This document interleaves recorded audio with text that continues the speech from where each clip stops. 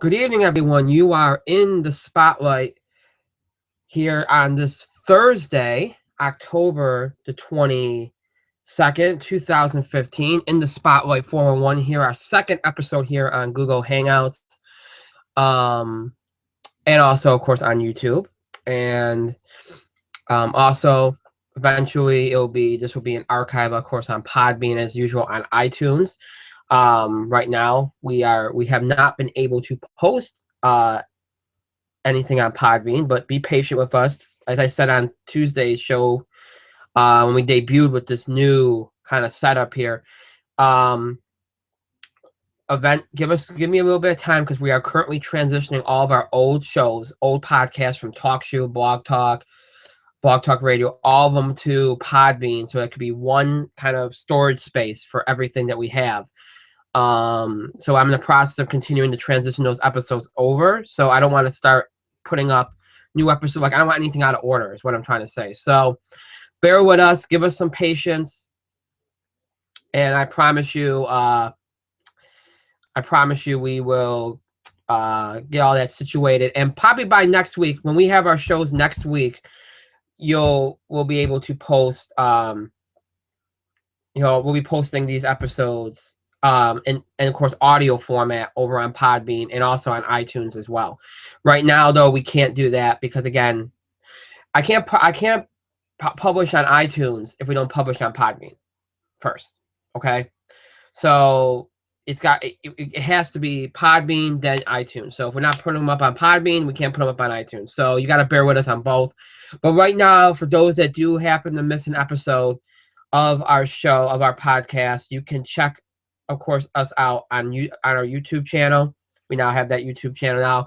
Of course, we live stream the show here on Google Plus and on YouTube. So if you missed the live broadcast, you can watch us on YouTube on our channel anytime you wish until we start getting the audio files up.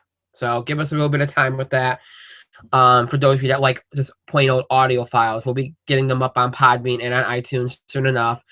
And for those that are interested in checking out us on YouTube after our live broadcast, you can just check us out on YouTube by searching In the Spotlight 411, and then you'll find my channel, and that's where you'll find Tuesday's episode, of course, this episode after we are done, and any episodes from here on out, there will be on our channel on YouTube. Anytime you need to access them, if you want to watch us, you can watch us, and that will be it's the only way you can actually check us out after our live broadcast, as of right now. So just keep that in mind, folks. Those of you that are old listeners, and of course newer listeners, that's the deal with that. I am waiting for those of you that, again, are I hate to sound like a broken record. I just said this, but anybody that's a new listener, I do tend to stall at the start of the show because I always wait for my co-host to come on, my co-host Mike to come on. So if I'm stalling, that's why. I'm just waiting for him to kind of jump on here so we can get going here tonight. And once he does, I'll bring him on, and I don't have to bring him on. He can just come on, but. So once he gets on, we'll get going. We have a lot going on tonight. Now that we, for the most part, I think have this figured out enough to be able to do things. We did that on Tuesday. Once we got things figured out. Oh, good Lord, what is going on? What are you wearing? What are you wearing? None of your goddamn business what I'm wearing. I want to know, like, what is that? You should be more cultured then. More cultured. Okay. Yes. I should be more cultured. All right. You should be. All right. That explains so much to our listeners, viewers. So much. Explains so much. Yeah. Graduate specific. Well, Mike is in the spotlight now, so little note for all of our longtime listeners, now viewers. Usually, now we are going to be doing wrestling tonight. Usually we'd have a third member of our team, and that would be Justin. He'd be our second co-host. Well, he is not going to be joining us tonight. I do not know why he's not going to be joining us tonight, but all I got was a text saying, I can't tonight. So you draw your own conclusions from that. Maybe Mike has a better explanation. I don't know, but that's all I got. So there you go. Do you have a better explanation than that?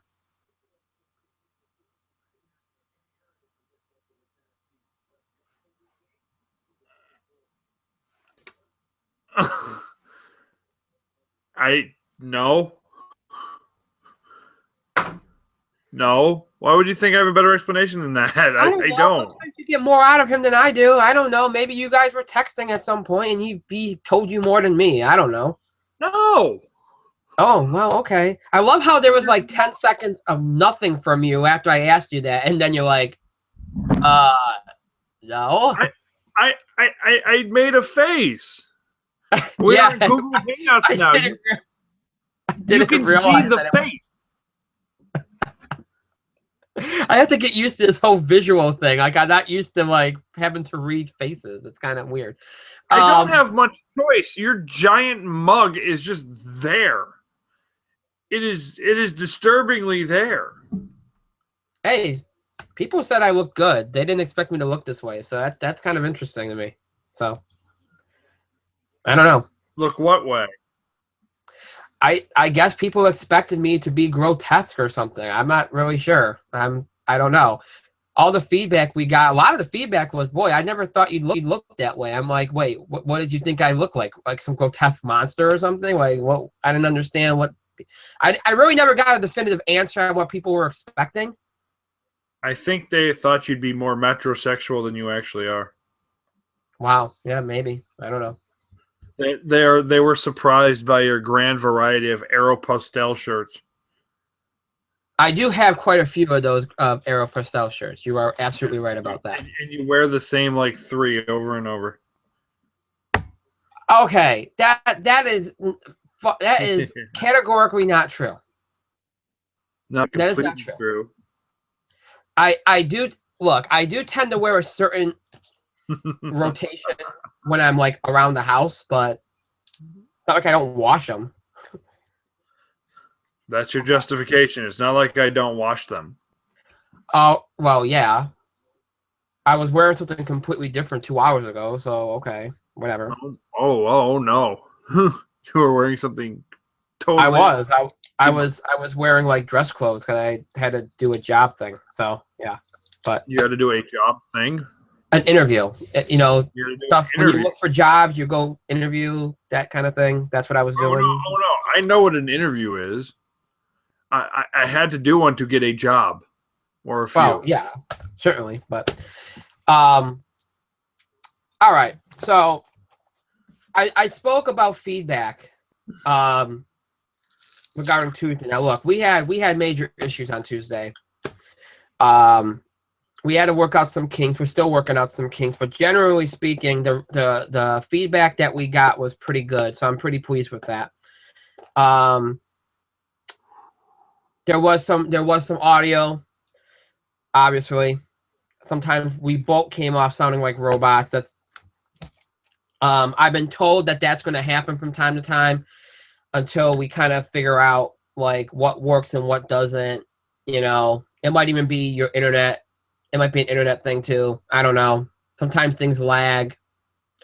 It could be the webcam too, in whatever respective thing that you're using. So, that's kind of the response I got both from tech people and listeners, viewers. So, it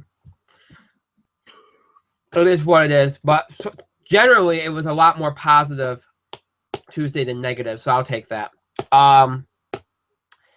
Another thing I wanted to point out was we did get some mail from some new I want to say fans. I'm sick of saying listeners / viewers because it's kind of annoying. Supporters.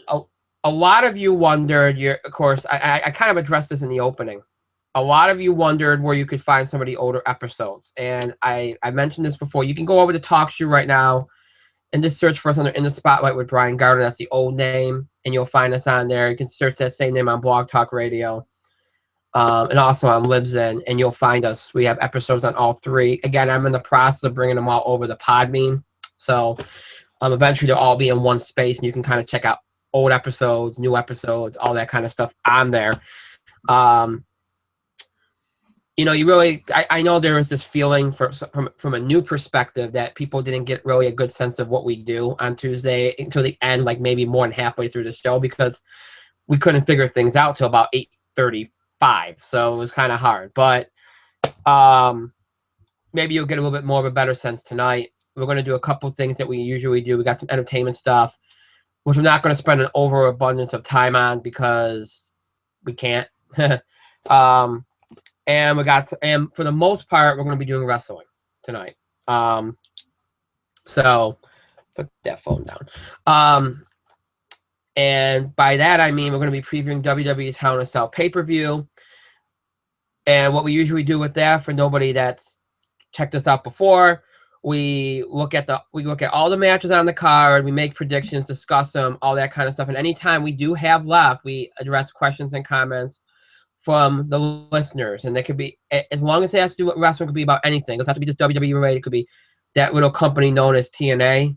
Maybe you've heard of them. Nobody's heard of TNA. It's been more than 3 months, Brian. Come on. Oh, that's true. That's true. It's a urban legend at this point.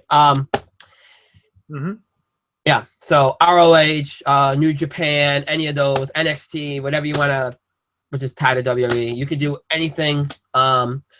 We always take questions or comments that are sent before the show, and also some that are sent during the show. So keep that in mind. You can still send in questions or comments via email, Facebook, and Twitter. For the benefit of those that do not know this information, email for our show is itspotlight411@gmail.com. Again, it's itspotlight411@gmail.com. You can also follow us and tweet us at itspotlight411. And please use hashtags, hashtag itspotlight411, or hashtag ITS Wrestling, or hashtag ITS5. ITS5, of course, for our 5th anniversary. And you can also find us on Facebook by searching for us using the title In the Spotlight 411. Then you can just like our page and go from there. So Facebook, Twitter, email, we'll take questions or comments from any of those three, not just in regards to the wrestling stuff here tonight, but in regards to anything. So keep that in mind. One more thing. So in addition to wrestling, again, we're going to do some entertainment stuff. For those of you new to the show, that usually means we're going to do our box office segment, the box office beat. I was about to say, are you embarrassed to call it the box office beat now that people can see your face? No. Why would I? People like that name, dude. People like that name. People have. I got that name from listeners. You think I came up with that myself? Yes. Oh wait, maybe too much credit. No, never mind. I will say this though. I'm going to tell you something that might make a hell of a lot of sense to you. The person that first brought it to my attention was Jeff Tech. Just saying. If you could see the look on my face right now. Oh wait, you can. I can. Yeah. You just have to look down at the little box over here. That's what I'm doing. Because is your face gigantic on your screen too? No. Whose face is gigantic on your screen then? Yours. Really? Yeah. You're welcome. No.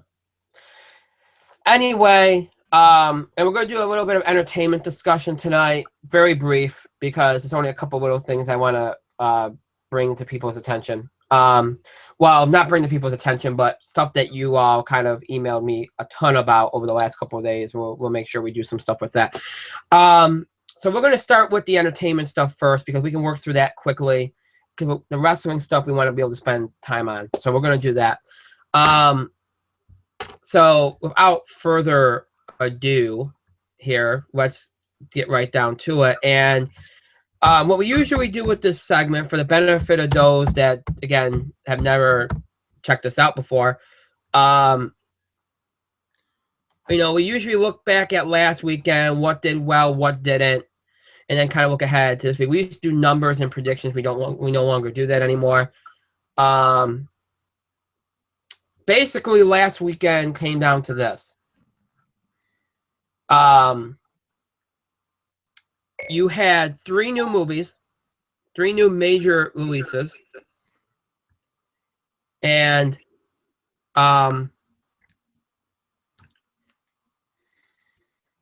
you had Goosebumps, which pretty much did as you would think, or maybe a little less than as you would think. The Martian held strong, which was expected. Hotel Transylvania held strong. Pan crashed. And then you had Bridge of Spies and Crimson Peak. And Bridge of Spies, I guess, hit that range that people thought it would. And then you had Crimson Peak, which I think for many kind of underperformed. Here's the thing. Here's the thing. As you look at the numbers, okay, Goosebumps had a solid opening, 23 million domestic. It's $58 million budget, so it's off and running here. Internationally, it hasn't opened yet, so it's in good standing right now. And a couple weeks ago, if you had asked me how good this movie was going to do, I would have said it wouldn't have done well. But it got modestly good reviews. It got received well. Most fans so far are giving a good word of mouth, so that's going to help, especially with Halloween around the corner. The Martian's The Martian. I really don't have an answer. Crimson Peak 13.1, Bridge of Spies 15.3. Bridge of Spies, Tom Hanks, Steven Spielberg. All right, that hit right in about where you would think it would. Some people thought it should have made more. Again, this isn't the 90s. These kind of movies don't draw like that. Despite the awards buzz around it and stuff. I think the problem with Crimson Peak is, and we talked about this last week, you have Paranormal Activity next week. One of these movies was going to underperform. And despite the fact that, this one was promoted heavily and it's coming out before Paranormal Activity. Paranormal Activity is a brand. It's a franchise. It has the benefit of pulling or drawing from its previous audience. And now, that is something, it almost becomes like an event whenever one of these comes. It's like the Saw movies were. So people are going to give more of a chance to something they know, or going to start to see something they know more, and they're going to see something that, they're not quite sure about, despite the fact Tom Hiddleston was in one of them.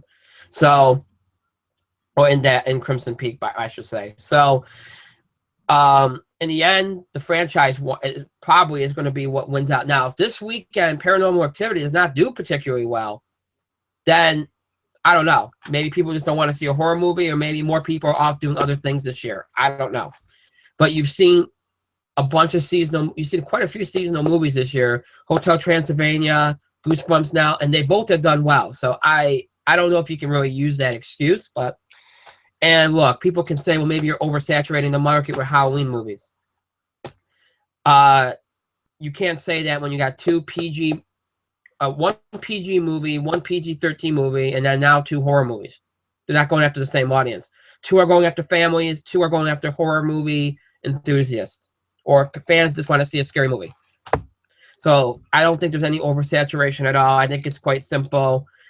When it comes to Crimson Peak, it's people either we're going to see that and give that one the benefit of the doubt, or less people are going to see Paranormal Activity because maybe they're tired of it. To me, right now, as it stands, it's just that people want to see Paranormal Activity more. And if Paranormal Activity underperforms, then they just don't want to see either one of them. So, as simple as that. There's no other theories to look into it. Everything else pretty much hit on what it was supposed to. Pan, now you can classify as a complete flop. There's no chance at all there. We'll see how well Goosebumps does in the broad scheme of things. I think it's going to do okay. Bridge of Spies, it's probably right on pace for what people would have expected it to, so nothing earth-shattering there. So, nothing too shocking, really. I mean, even though Crimson Peak underperformed, it's not to the point of being shocking, all right? It's not, like, devastating by any means. It's a $55 million budget. You win some, you lose some. I mean, The Martian is just on an incredible streak here. right now. It's done phenomenally well. It's obviously a movie you're going to hear a lot of awards buzz about, but it's that movie that you get every year, usually around this time now, that has the awards buzz to go along with a strong box office. It's already made $329.8 million worldwide on its $108 million budget. So it is in very good position here. And it should do particularly well. So actually well beyond well at this point. It's done very well already. So probably looking at least a $500 million worldwide when it's done. So a very good take there. And even though as we always talk about when it comes to awards, sometimes the more money you make, it seems like it hurts your chances. But every year there's one of these movies again that draws ridiculous amount, good amount of money, and has the awards buzz and gets nominated. Usually doesn't win, but you figure The Martian will be nominated. So, and I've heard it's good. I can't wait to see it myself. But it's off and running here, and we'll see. Now you look ahead to this week, it should finally fall a good amount this week. Finally. And you do have some more seasonal fare in addition to Paranormal Activity, The Ghost Dimension. You're going to have The Last Witch Hunter, which Vin Diesel's latest, which is an action fantasy, which is going to appeal to a completely different crowd. It's been interesting to see. It's a horror action. It's horror action. We haven't had one of those since what? Van Helsing? Yeah, I think so, actually. Or that Jeremy Renner movie. Oh, yeah, the Grimm. Yeah, I remember that. That was 2 years ago or something? Yeah. But yeah, I mean, it's been interesting to see how many different this year. There's been a lot of seasonal movies, Halloween movies. You got the animated Hotel Transylvania, you got Goosebumps, which is live action, same thing, fantasy, family. Then you got The Last Witch Hunter, which is horror action, and then you got your classic horror movies, Crimson Peak, Paranormal Activity. Nice for a little variety, for once. Nice little variety, huh? Yeah, why can't it be a great big variety? Oh, I don't know. You want me to classify it as a great big variety? Why not? Okay, fine. It's a great big variety. There you go. See, was that so hard? No, it wasn't. So you got 2 more seasonal movies. The Last Witch Hunter will be the biggest release, opening in over 3,000 theaters. Paranormal Activity only being around 1,600. And then you got 2 other movies that are that you even wonder why they're opening when they are.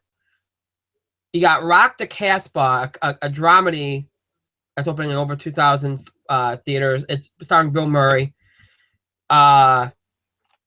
which again is going to kind of have that awards buzz vibe to it, that Golden Globe-ish kind of vibe to it, because you could see Bill Murray getting a Golden Globe nod out of it. And then you got Gem and the Holograms, which is a musical from Universal, opening in over 2,400 theaters. And again, it's only a $5 million budget, Gem and the Holograms. I question. I mean, maybe for them that's because that justifies releasing it when they are, because it's only $5 million. So it should be able to at least break even if it doesn't do well at all. But why release this now when you got so much family fare out there for Halloween, and then you got to deal with the Halloween events? They're going to probably take your audience away. And even if you all right, you know what, we might not make a lot now, but maybe in the next couple of weeks, you have so many more family movies coming out, Peanuts, and it doesn't make sense to release this now. But this would have been a good mid-September movie, especially with a $5 million budget. It would have been a great mid-September movie. I don't know why they release it now, but I digress. This weekend will be ruled more than likely by your Halloween fare once again. Last Witch Hunter, Paranormal Activity, Goosebumps will probably hold well. You'll probably get an okay Rock the Casbah take. The last week, Bridge of Spies kind of had that older audience. Rock the Casbah will probably have that this week. Unless Bridge of Spies carries over well, then that could hurt Rock the Casbah. Also, keep in mind too, yesterday, Back to the Future Day. There was a Universal re-released the films. So that will be going wide. You got that going on all weekend. So that special kind of event. So that will be out there as well. But that one probably won't draw huge amounts. I think it's only drawn 1.6 so far. So, but you factor that in too. If anybody's interested in nostalgia, that's going on this weekend as well. But yeah, this should be all about the Halloween movies this weekend. So, Mike, you got anything you want to throw out there? I was kind of looking up the Gem and the Holograms because I thought it was based off of that the cartoon in the 80s. And it's only loosely based off of that cartoon in the 80s, which is kind of pointless actually. Mm-hmm. Why not just have it be something else? Why do you have to have the Gem and the Holograms kind of licensed? I mean, it hasn't. I mean, I guess if it gets people interested in the property again, I guess that's why. But it's very strange. Like, very, very strange. You know? Mm-hmm. Not sure why, but... Because... I'm guessing it's Jerrica... Instead of Jessica, it's Jerrica Benton. She's not. Then it's Gem. I mean, it was like, what? In her personal life, she was this mild-mannered, like, aspiring singer, and then at night she becomes superstar Gem. You know? Yep. I thought that's how it goes. I guess now it's just more of a straightforward kind of thing. It's like, she's Gem. Her band is the Holograms. They're trying to make it as a band in this lovely world, and maybe she'll find love along the way. It's just a movie. I mean, it'll appeal to a certain audience, though. $5 million should make his budget back pretty easily. Oh, yeah. So, yeah, that's not too bad. Low risk. Very low risk. Low risk? Shut up. Just shut up. No joke. This is an actual conversation I had. I said, because, Halloween's next week. Yeah. And I do work in a school, and I'm like, well, I got to show movies. So obviously you go to the classic. You go to Charlie Brown. Right? Yeah. And I mean, I came into it on VHS. I came into possession of the VHS copy of it. And I have a VCR work, so sure, why not? And I'm like, but it's only like a half hour.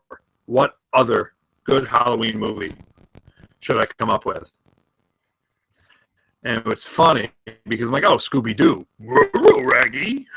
Zoink, Scoob, Yeah. But I'm like, God, what Scooby-Doo movie should I put on? And then it hit me. WWE meets Scooby-Doo. The WWE Scooby-Doo movie? Yeah.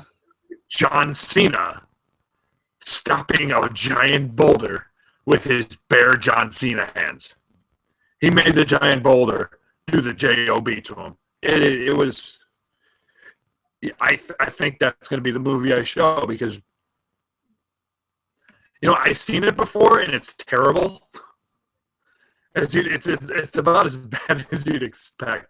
But it's like Scooby-Doo. Not that scary. It's not one of the more scary Scooby-Doos.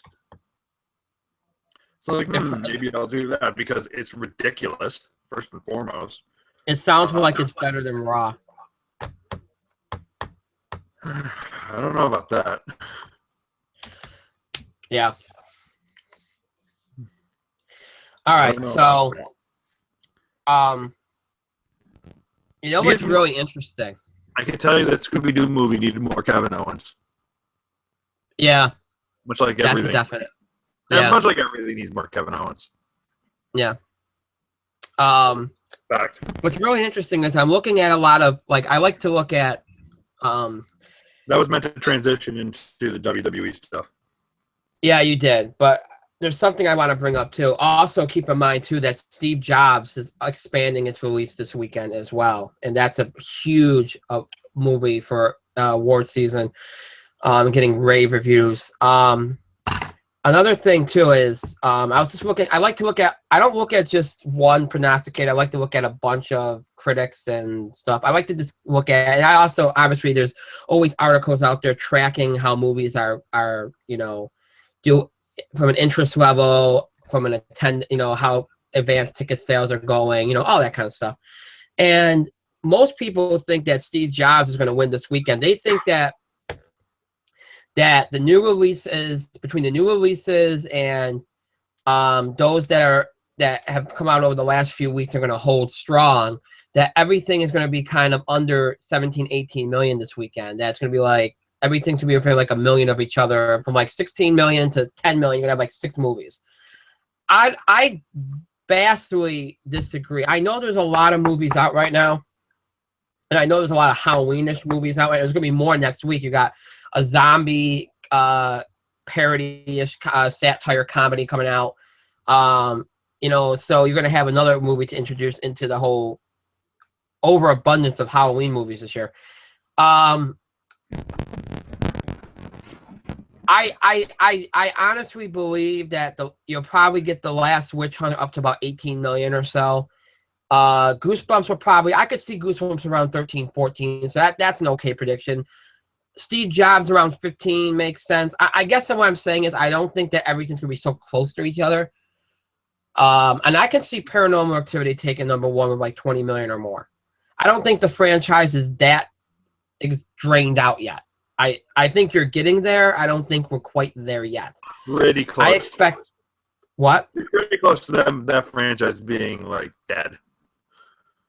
It's pretty much got this. I think they got one more after this movie, and I think you can't justify. You can't justify it now in my mind, but I think they'll make enough off this one to justify doing one more, and then that's it.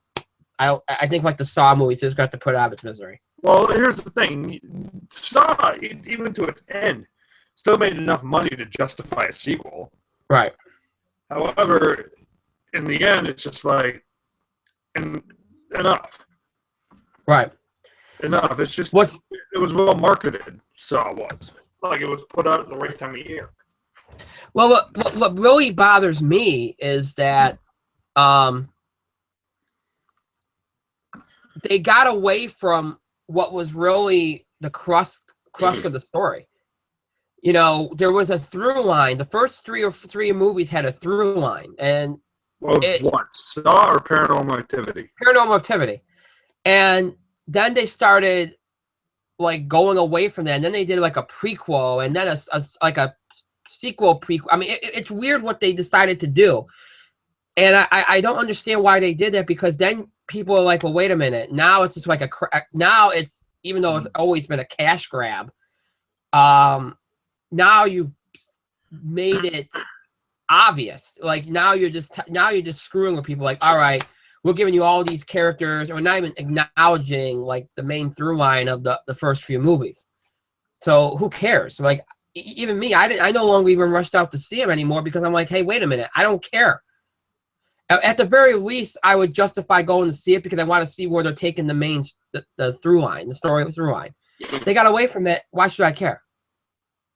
I shouldn't. So I don't get it, but what I'm saying is I could still see it breaking the $20 million mark this weekend. Or I could see it going as low as maybe 13 million.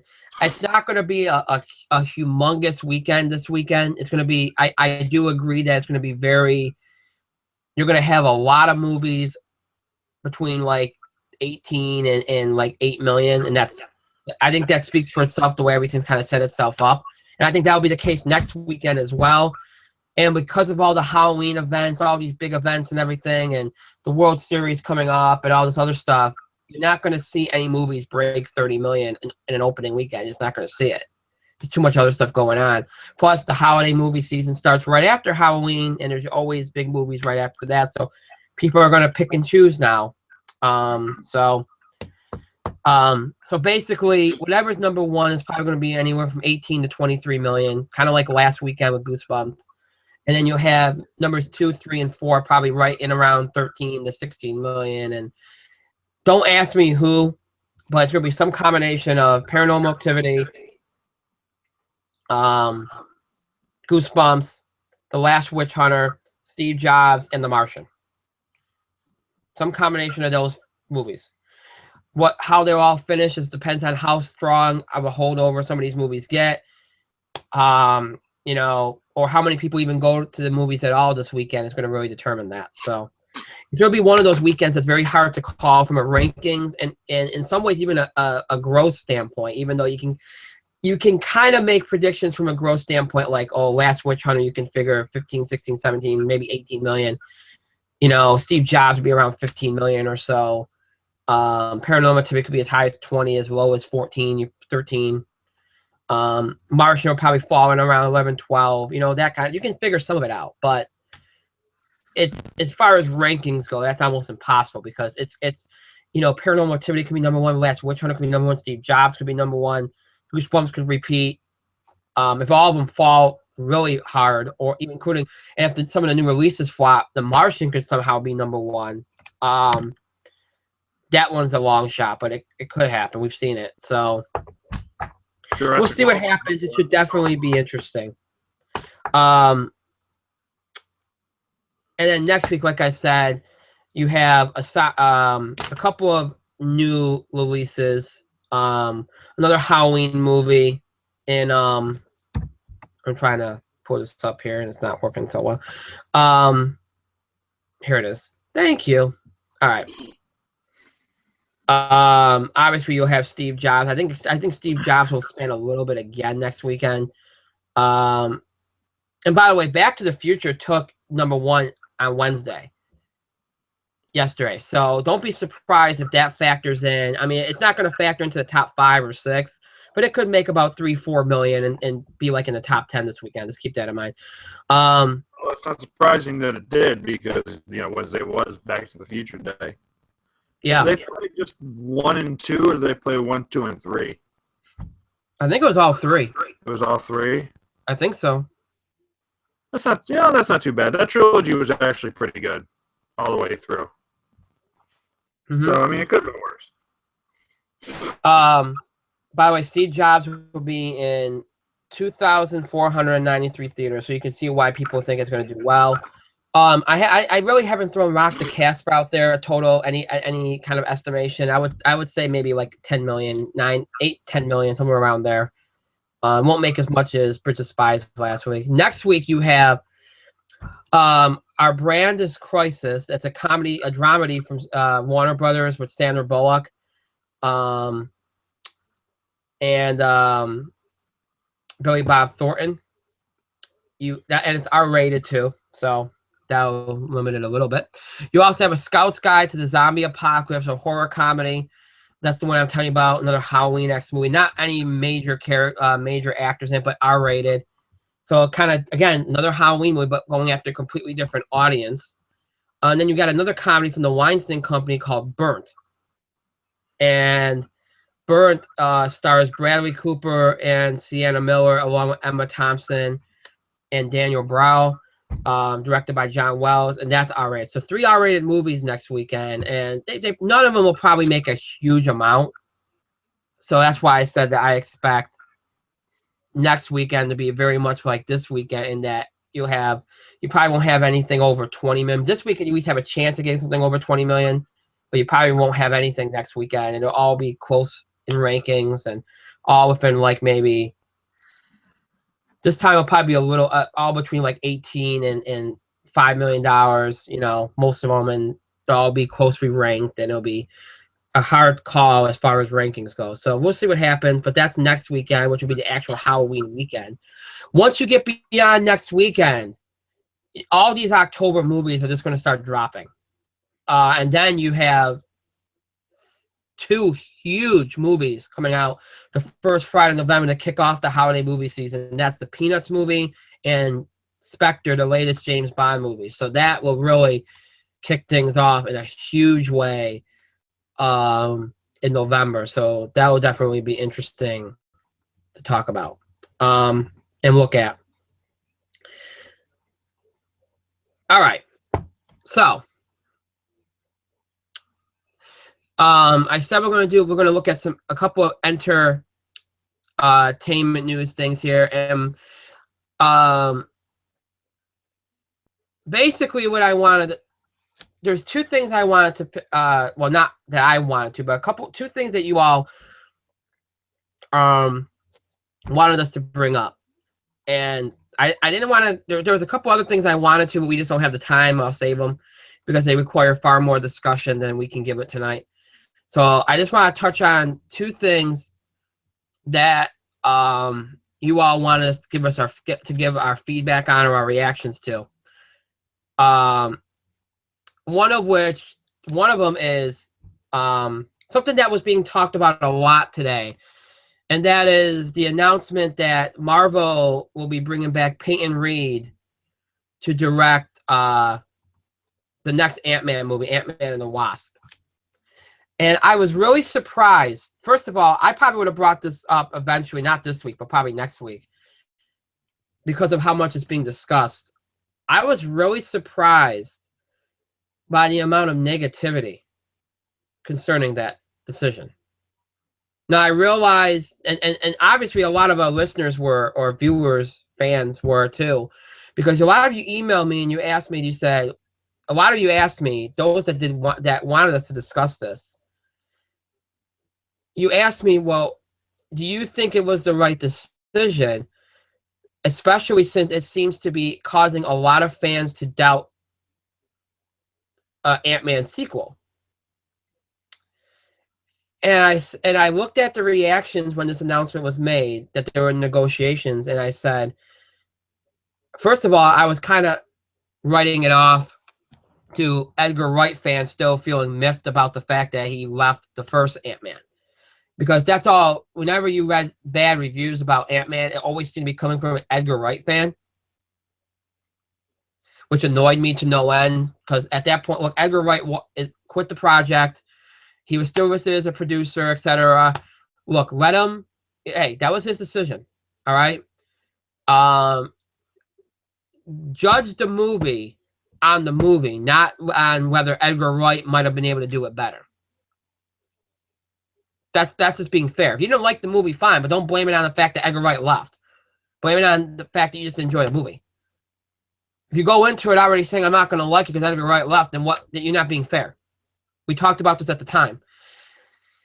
Well, today I read a whole bunch of comments on various sites pertaining to this news, and many of them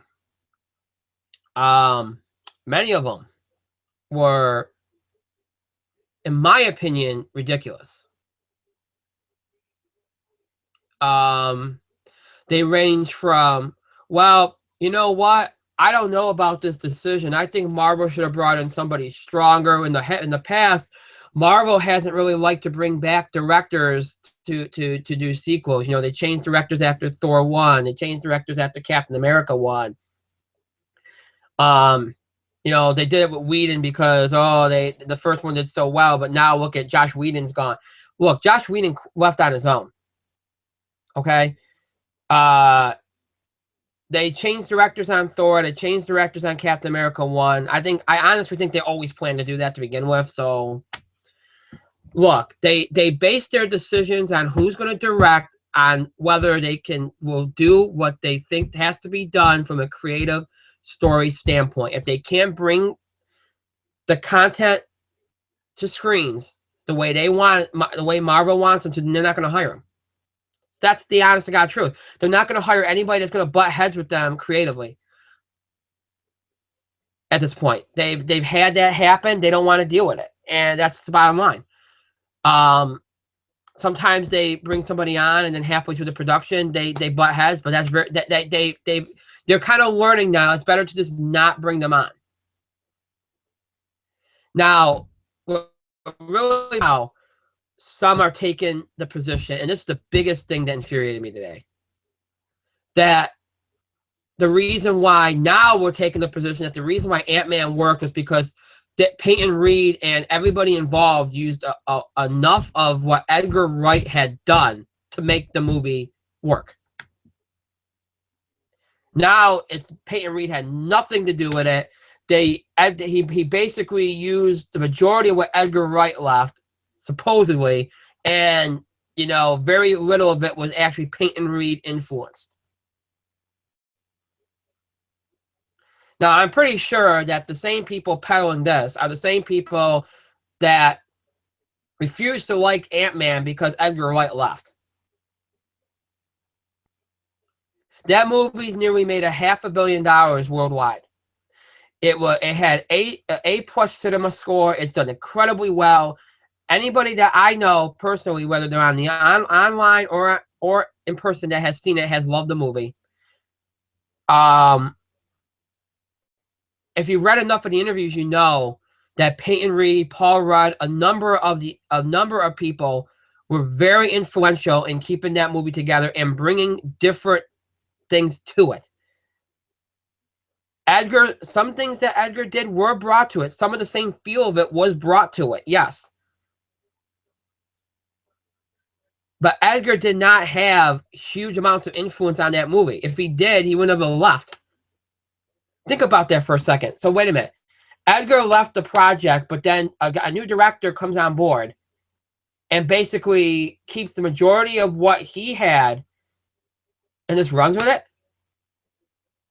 First of all, Marvel wasn't going to let that happen because if they were going to keep the majority, they would have kept Edgar Wright. There would be no need to get rid of him. They didn't want them, and Edgar did not see eye to eye. Edgar Wright left. They had to find a director. They went through a couple of choices. They got to Peyton Reed. Peyton Reed came on. Everybody worked together to bring everything together, and it worked. But you can't sit there and say that they kept all this Edgar Wright stuff when Edgar Wright left. And the reason why he left is because they couldn't get on the same page. This isn't like, oh, he just decided to leave because he had something else going on, another project or something. If that was the case, then maybe Marvel would say, all right, we're going to keep it. Because that's happened before. A director leaves a project because of something else that came up. And they decide, okay, we're going to keep the majority of what you put together. We're just going to credit you as a producer. When that happens, okay. But when there's creative differences, they're not going to keep what they did not. Marvel's not going to keep what they didn't like, which had to be enough for Edgar Wright to say, you know what, we can't get on the same page. This is not going to be a film I envision. I'm done. It's nonsense. Give Peyton Reed, I know Peyton Reed does not have a good track record. Give that man the credit he deserves. He pulled together a production that was in turmoil. Unlike Fantastic Four, hello, Fox.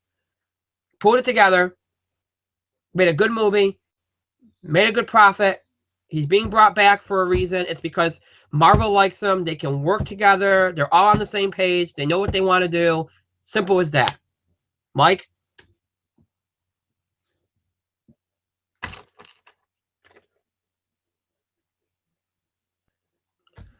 It's funny because I'm staring at him and I threw to him and he doesn't realize it. Now he realizes because his mic's back on. Hello. I thought you were actually going to talk about real entertainment news. What? That isn't real entertainment news? There are bigger entertainment stories out there than whether or not Edgar Wright fans have their collective panties in a bunch. No, they've had that going on for about 6 months now or more.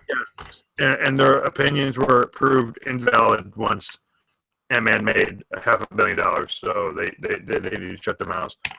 Yeah. I mean, hey, they're welcome to their opinion. It's just when their opinion and facts and reality don't mesh, then they just have to deal with their opinion just being not accurate. Yeah. So yes, the director did fine. Why wouldn't they bring him back? You know, why wouldn't You they know, it's just not a thing. I mean, look, there are more entertainment stories out, like the collective crap fest over the fact that this YouTube Red thing oh, is a that. thing. That's I don't one want. of the I don't. biggest I don't. I don't stories. want to tempt fate by getting into YouTube Red. There's We not a just whole started lot on YouTube. Let's not. Yeah, well, it is what it is. But I mean, YouTube Red's been like the big story for the last couple of days. Yeah. There's been another rap beef where Meek Mill's getting bodied again. Mm. I remember seeing Meek Mill perform one time at the SU thing, and the best song he did was Jay-Z's. Yeah. And Jay-Z's was better. And then apparently the guy he was starting beef with is like his label mate. Yeah. We saw him too. His name was Wale. No. Wally. Yeah. Wally. If it were actually Wally, I would have been a little bit better, but it wasn't. So it is Wale. I remember him being better than Meek Mill. And then I remember somebody getting stabbed in our section. Yeah. That was sad. That was. Thankfully, the person may survive, but yeah, that was. Yeah, and thankfully the other person got arrested. Oh yeah, that too. People Um. acting a fool for a free event. And since then, they've had to pay for these Midnight Madness things. Not that that's you minded, because hey, now they're making money off of it. Right. But I mean, there are other entertainment stories out there that are more, prevalent, important. Like stuff that actually crashed the internet. Sure, let's go with that. Because that is the second thing that our listeners pretty much spammed our email about, and that was a certain trailer that was released on Monday night. Yeah, I wasn't going to talk about that, but yes, But, Star Wars. We're not going to. Shh. Let me talk. You just talked for a half hour. Let me talk. Well, then go. Well, I was going to, but I'm going to talk all over you. Well, Brian, I want to talk for one. Anyways, yeah, I wasn't going to talk about the Star Wars trailer. That's all people around me have been talking about for the last, 3 days. Oh, did you see the Star Wars trailer? No, I didn't see the Star Wars trailer. Eventually, it got to the point oh, did you see the Star Wars trailer? I'm like, yeah, I love the part where Captain Kirk was in it. Oh. Did you like the Star Wars trailer? Yeah, Captain Picard stole the show. You'd like that. I prefer it. But apparently the reactions were great. People really loved it. The one big complaint I heard was, where's Luke? Is Luke the bad guy? Is Luke taking up the Darth Vader mantle? No. Yeah. Do you know who's Darth Vader? This is a big spoiler now. It's Sheamus. It's Darth Vader. Whoa, these words are true, okay. And now he's a Sith Lord.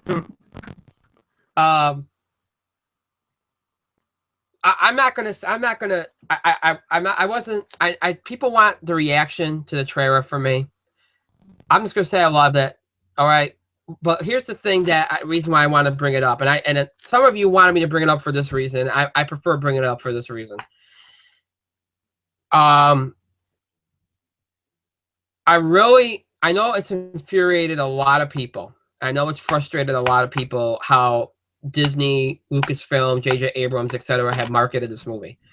I really like the way they marketed this movie. I like the fact that we don't know anything, that all we've heard is rumors. I like the fact that they haven't shown us too much in the trailer. This was the first full-length trailer, and it was 2 months before the movie's to be released. And they didn't even show us much, okay? We don't know how it's all going to fit together. Very rarely would I say it's a smart idea to do this, because most of the time you want to give your audience enough of the story to know what it is, okay? And you want to give them glimpses of people that they know. But in this case, look, Star Wars is going to make money. It's a big event. There hasn't been a Star Wars movie since 2005. It's going to draw. They know it. That's why they didn't reveal too much. They're going with the surprise element. Abrams wants to bring it back to the original trilogy where you did it. And look, Mike will tell you, as a fan of his Star Trek movies, they don't spoil. He keeps things very tight lit. He doesn't reveal anything. You never know what he's going to do in his movies. Yep, exactly.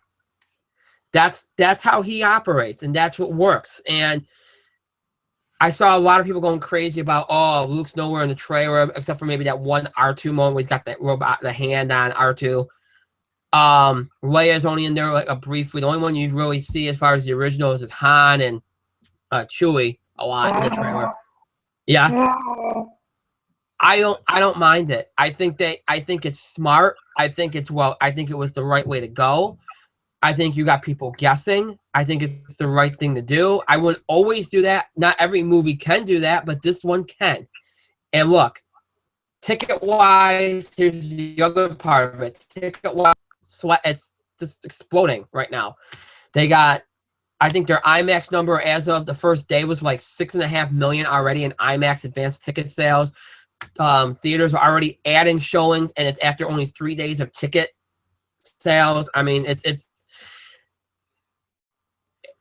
gonna. In my mind, I would be shocked if it doesn't break what Jurassic World just did this year. I would be completely shocked if it doesn't, especially with with inflation and the way ticket sales are now, and they're gonna have a lot of showings in IMAX, RPX, etc., which is what this movie would be good to watch.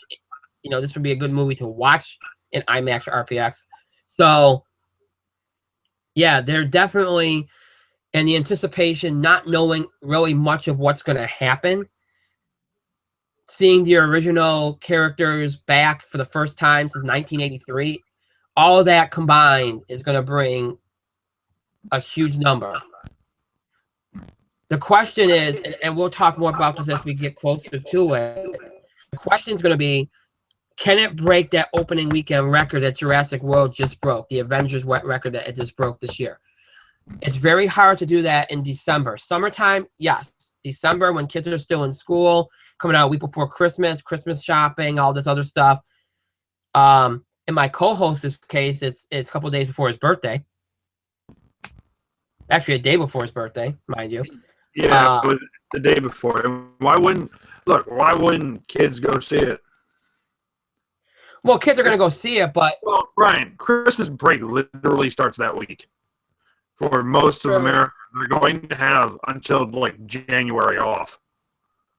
Right, but what I'm saying is you don't get, let's say that kids are still in school on that Friday. In the summertime you would have had that whole day for movie going. Yeah, do you know who's going to see it that entire day while kids are in school? Adults. Adults are going to go see it, especially longtime Star Wars fans who remember seeing it back in 1977 in cinemas. I'm not saying it's not possible. I'm just saying that you don't see it that often in December. Do something that they're hoping that this one does. But you mean like Avatar? Well, Avatar didn't break any opening weekend records. It just had longevity. You like Avatar? Yeah, well, I love it to break Avatar's record. I love something to break Avatar's record. But I prefer a movie that I actually care about to break the record. But Star Wars is as good a chance as any. I mean, let's face it. You talked about the marketing of the film. Well, sure, the marketing has been out since like last month when they released every single toy. Yeah, every single toy. Disney Infinity, they marketed that on the back of Star Wars. All of the costumes, you can even buy, I bet, Star Wars fucking latex condoms. Oh, did I swear? Oh, who cares? Oh. I mean, yes, with the new villains like mug on it. I'm sure you can buy the Halloween costume with the big villain whoever the bad guy is with the lightsaber with the 2 little lightsabers coming out of the side. You know, who cares? Yeah. I mean, the marketing's been all over the place. They've only been marketing 3 characters anyway. I mean, come on. The marketing's been everywhere. Have they revealed a whole lot? No, but they were never going to reveal a whole lot. They're going to keep things a surprise because they want you to see it again and again. They want the maximum amount of people in the theater.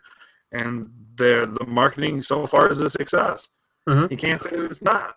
They shut down Fandango yesterday. They broke single day records on Fandango and IMAX and whatever, you know. So they're making their money. In fact, I won't be surprised if their budget is done, is kind of paid back. They make their budget back, or they gross their budget back by the time it comes out. Yeah. It's possible they could because it's got all the hype. You know, I got some people are going to be, and I know for a fact, people are going to be waiting until like a couple days after. But even then, theaters are going to be packed. The theaters for this movie are going to be packed, unless it sucks. I was actually. That's the one thing. If it sucks, like episode 1, episode 2. And for most of episode 3, because let's face it, episode 3 was about 70% a crappy movie. Yeah. Let's face it, if it sucks, it will not have that longevity. But decent, it'll do fine. It'll break records. People will go back to see it because they're like, oh, this is like the Star Wars of old. This is like the Star Wars we grew up with. There's no crappy Jar Jar Binks around. You know? So. It's going to. I was actually talking to somebody. I don't know what message board I was on, but I was talking to somebody about this, and they actually brought up a good point. They said, if it coming out the week before Christmas, it's probably going to break the Christmas Day record for attendance. Because you're going to see people will spend the morning and the afternoon, maybe the early evening with family. But on Christmas night, the movie theaters are open. You'll probably see a lot of people go to see Star Wars that night after they might even take their family. That's again, if the movie's good, that is something you'll see. If it's good. If it's good.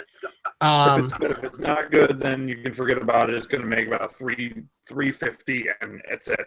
If it's about $350.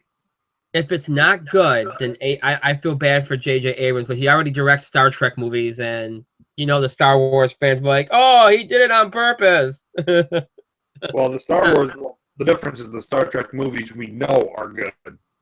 Yeah. So. All right. So we need to move on. Those are 2 things. It's fine that all these Marvel fans had their panties in the bunch.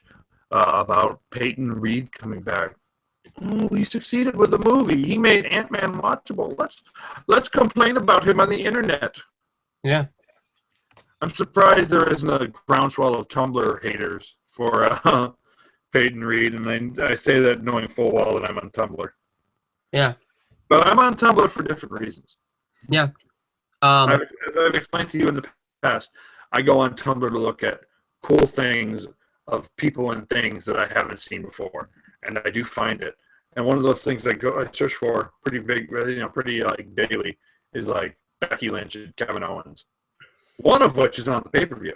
Yeah, which we're gonna talk about right now. Those are 2 entertainment things I wanted to get to. There is more. Mike is right. There is more stuff, but it lends itself to more discussion. So we'll table that for next week.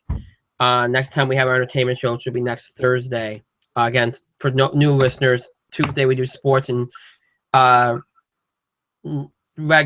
normally wrestling. This week we're doing it on Thursday. We're doing a preview show, and Thursday we do entertainment. So next Thursday we'll definitely do a little bit more in terms of entertainment news discussion. But we have to get to wrestling right now, and we have a full card to get to. And as we usually do, we go down the card. We usually start with the kickoff match. There's always a kickoff match. Well, that kickoff match has since changed from a week ago. And again, we're previewing WWE's Hell in a Cell pay-per-view. So wrestling fans out there, if you haven't had a chance to get your question or comment in, we'll probably have a little time at the end because there's only two of us. But if we don't, we always hold on to questions and comments. We don't usually get rid of them. So if we don't hear it addressed tonight, we might address that in another upcoming show when we do another preview show whenever we do these. So keep that in mind as well. So again, email, Facebook, or tweet your questions or comments related to wrestling if you wish. If you haven't already done so, we are previewing WWE's Hell in a Cell pay-per-view that's coming up on the WWE Network and on pay-per-view. They choose not to tell you that, but it is on pay-per-view. The kickoff show starts at 7 o'clock p.m. Eastern Time. The actual event starts at 8 o'clock Eastern Time. So, kickoff match has changed. The original kickoff match was Randy Orton and Dean Ambrose versus Braun Strowman and Luke Harper. That match is now off. Randy Orton apparently has been dealing with a shoulder injury that has now developed into a dislocated shoulder. He is out for how long, we don't know. Luke Harper also did not appear on Raw. It said that was because of personal reasons. Who knows what that's about. But Eric Rowan is back. But that, nonetheless, that entire match is off. Your kickoff match now is I'm trying to get I know it, but I'm blanking on it, which is Dolph Ziggler, Cesaro, and Neville versus the European Union of Rusev, Sheamus, and King Barrett, which has been really entertaining. What? Yeah. Well, I mean, yes, they have really kind of done some fun things with these guys. Rusev and Sheamus and Barrett, they're kind of always at each other's sides now, so it's worth looking at. Hey, it gives them all something valuable to do. Yeah. All right. I'm trying to look at. I'm bringing up the card now because I'm blanking on the details here. Okay, so that is the match, like Mike said. And look, this is just going to be your typical spot fest kind of thing. It's It's probably going to get like 10 minutes. I suspect. I no longer think just because it's the kickoff show and they want to get the crowd hot for the rest of the night that, I no longer suspect that means the face they're going to win. Like before, it used to be like you see these matches, it'll always be the face winning. I don't think that's always the case. It hasn't been the case all the time. So, I suspect that we will get. I suspect that the heels will win here, and it'll be a fun little match. It won't be, anything too, huge or anything. But it's a kickoff match. So what do you expect? So, yeah. I expect the heels to go over here. And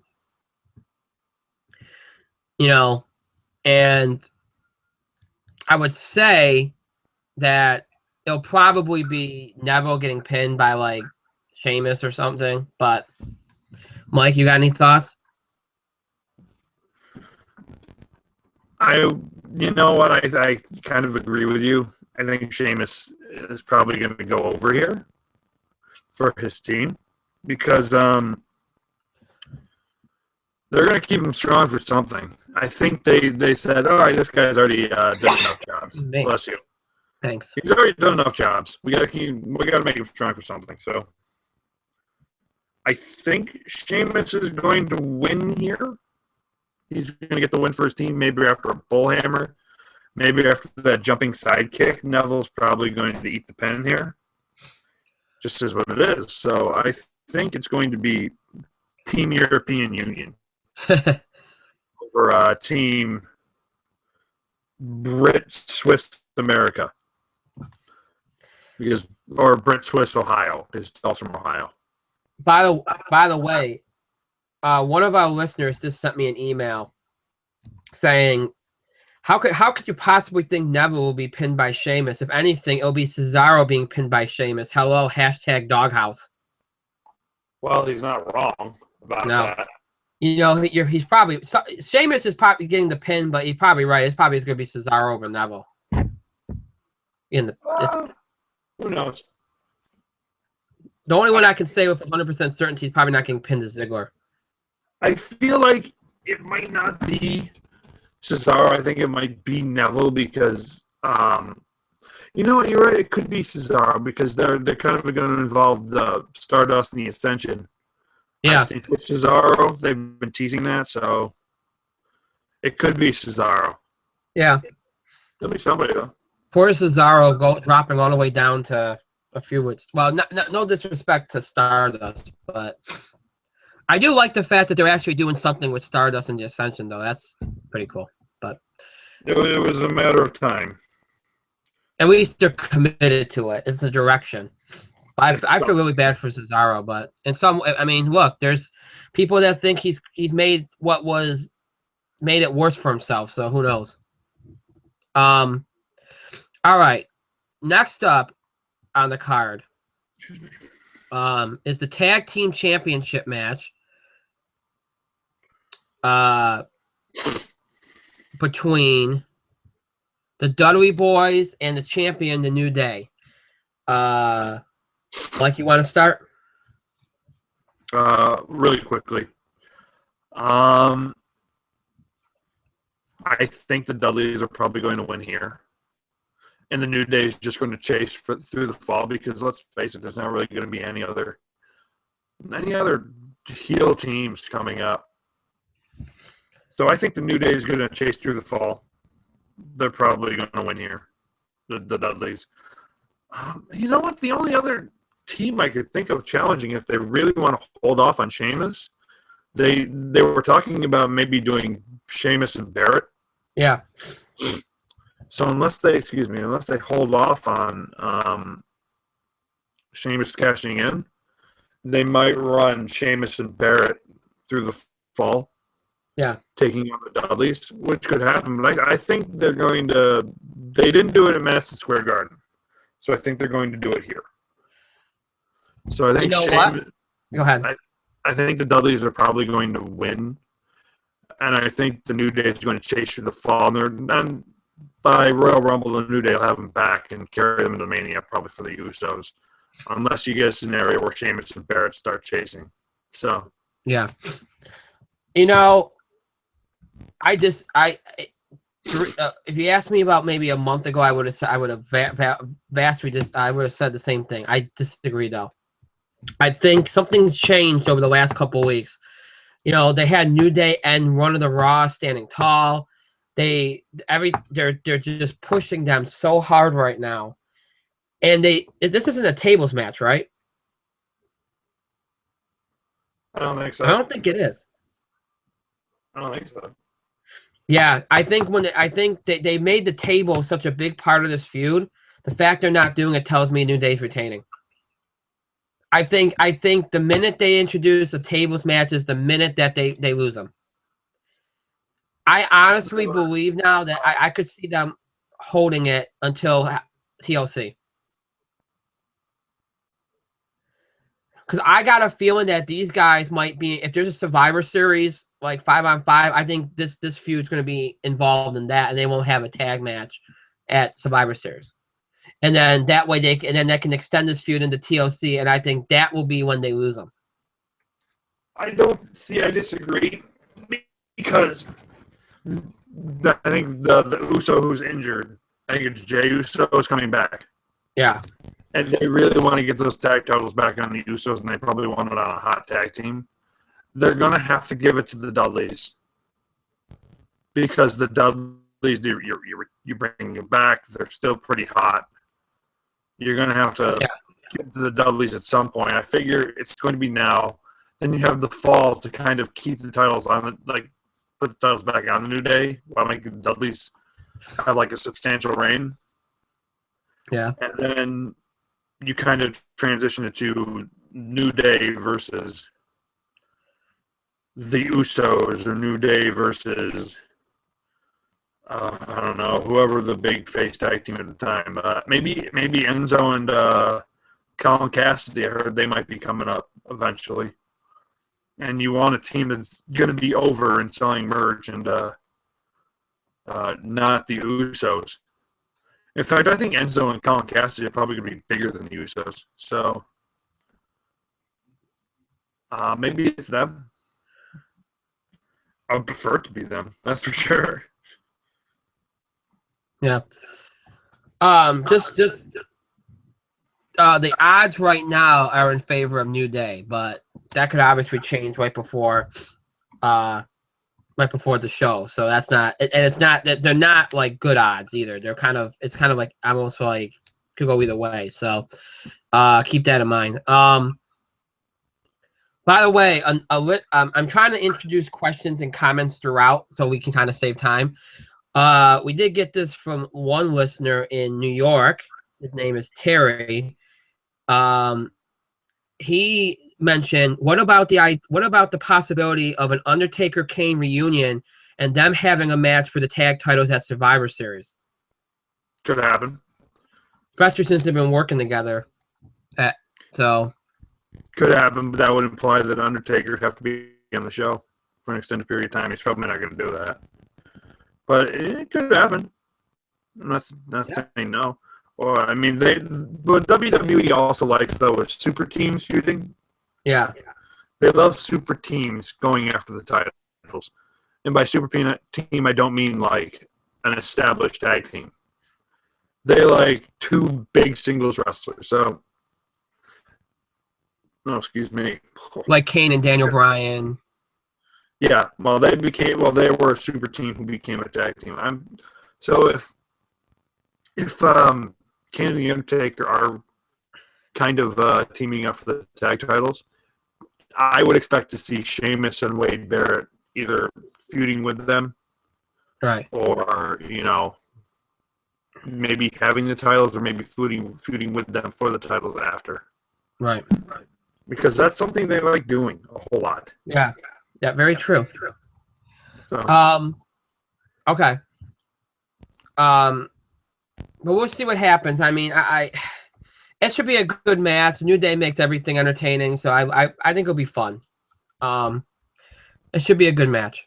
All right, next up is the Divas Championship match featuring Divas Champion Charlotte versus Nikki Bella in Nikki Bella's rematch. All right, this one, the outcome's not in doubt. Charlotte's retaining the title here because there's no point otherwise. It's not going to be the best match. Look, if there's anything that we've seen is Nikki Bella's been kind of exposed here. If you asked a year ago, I was kind of like, oh, she's getting a little bit better. Bree's still better. Not much, but she is. But she's getting better now. Seeing her opposite, like Charlotte and some of the other newer divas on the roster, it's really exposed her for really all she is power moves. She does her clothesline or she does her rack attack thing and everything, and that's it. It's all just power moves, move, no match building, no nothing. So I don't expect much from this match. I don't expect it, even though they're doing the whole give divas a chance thing. It won't get a lot of time.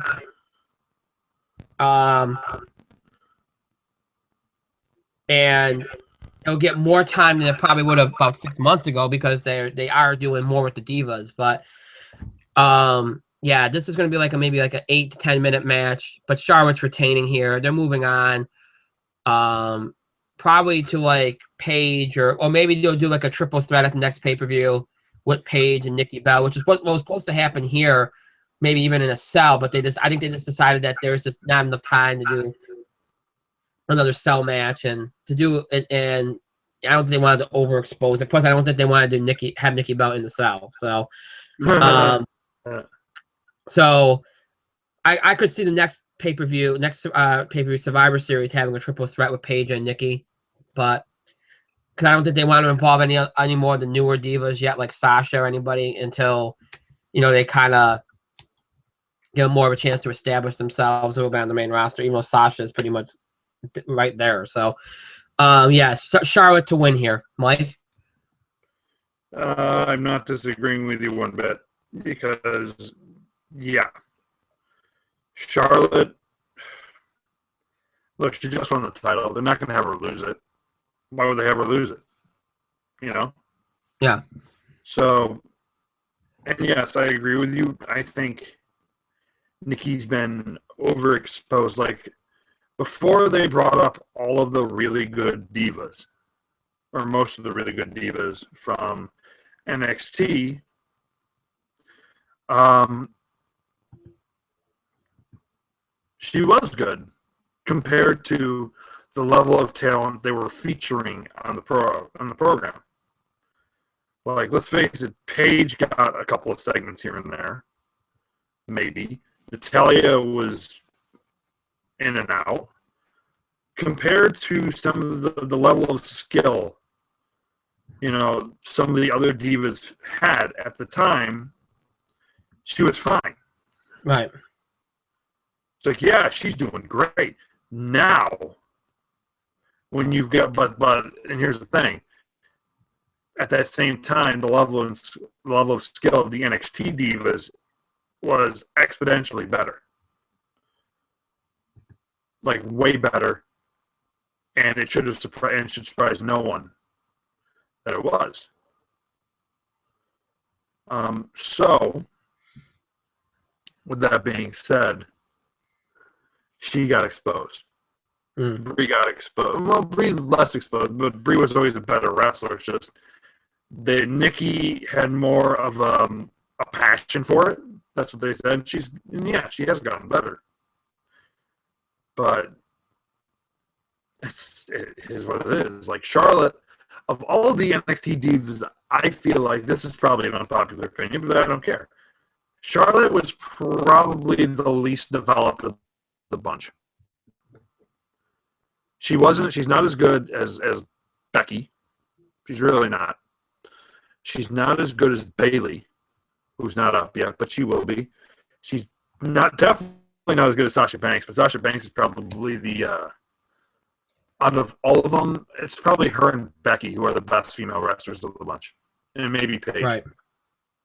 So, if you think about it, that's not surprising. She has the least amount of experience.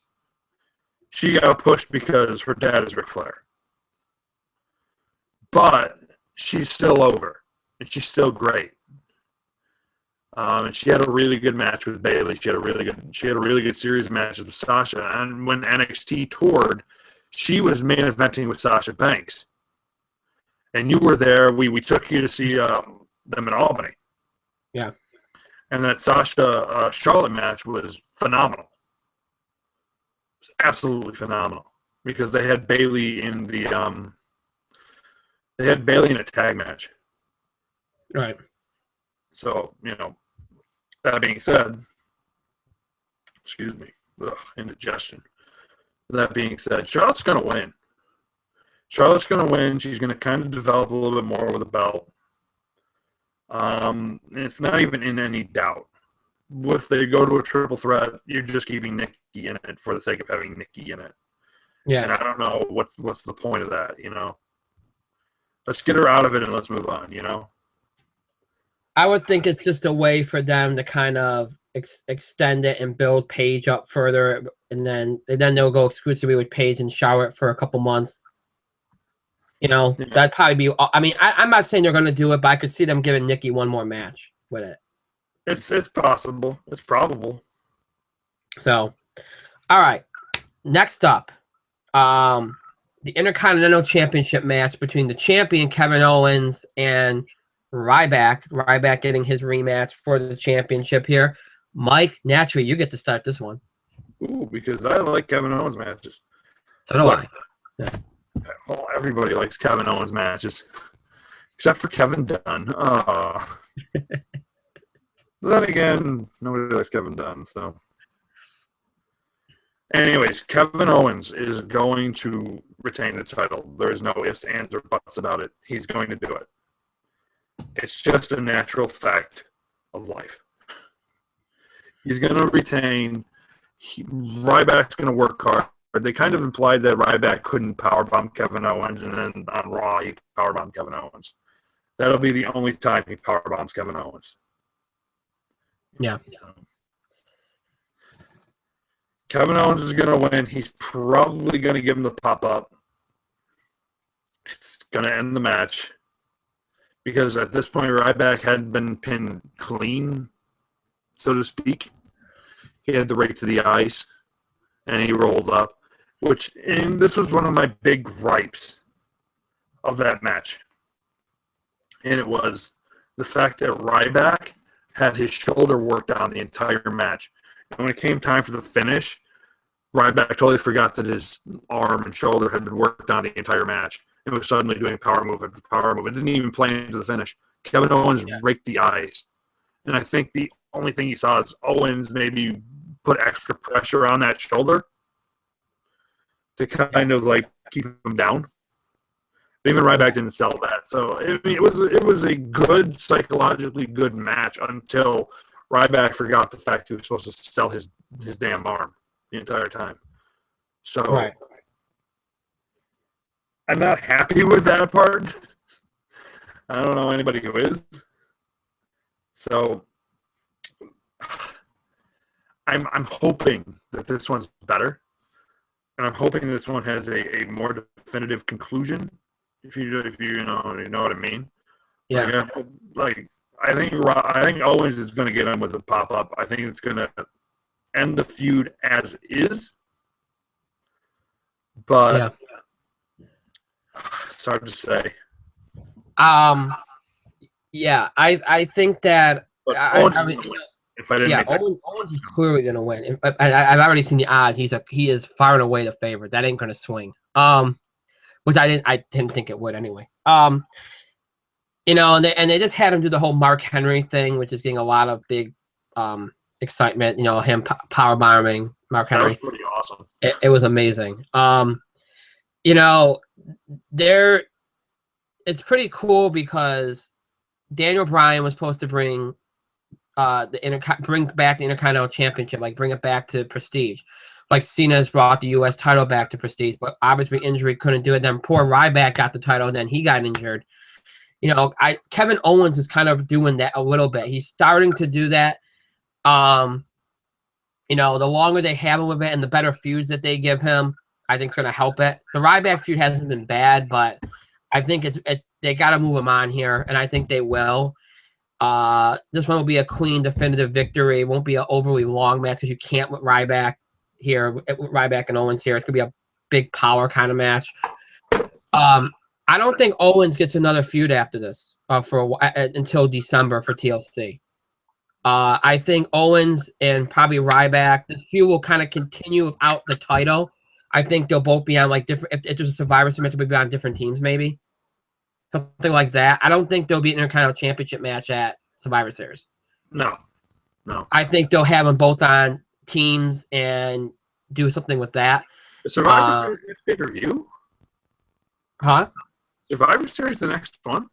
Yeah. Yeah.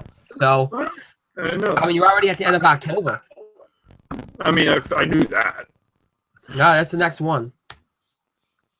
So, yeah, I think that they'll let that play out. Like, they'll keep having them have matches and stuff, or they'll, like, put them on tag teams and stuff like that, and then they'll just have it kind of – they'll continue the tension right up until the Survivor Series. And then after that, you'll see Owens get a new feud for TLC, whoever that will be. But, yeah, Owens is going to win here. And, look, I like Ryback, but I think in a lot of ways, even though Ryback has grown a lot as a wrestler, as a performer, he's grown a lot on the mic. Unfortunately, some things he still is not there yet on. One of them is selling because I think because he's a power kind of guy, he's this big guy. He thinks that okay, I can just get right back up after somebody's done something to me,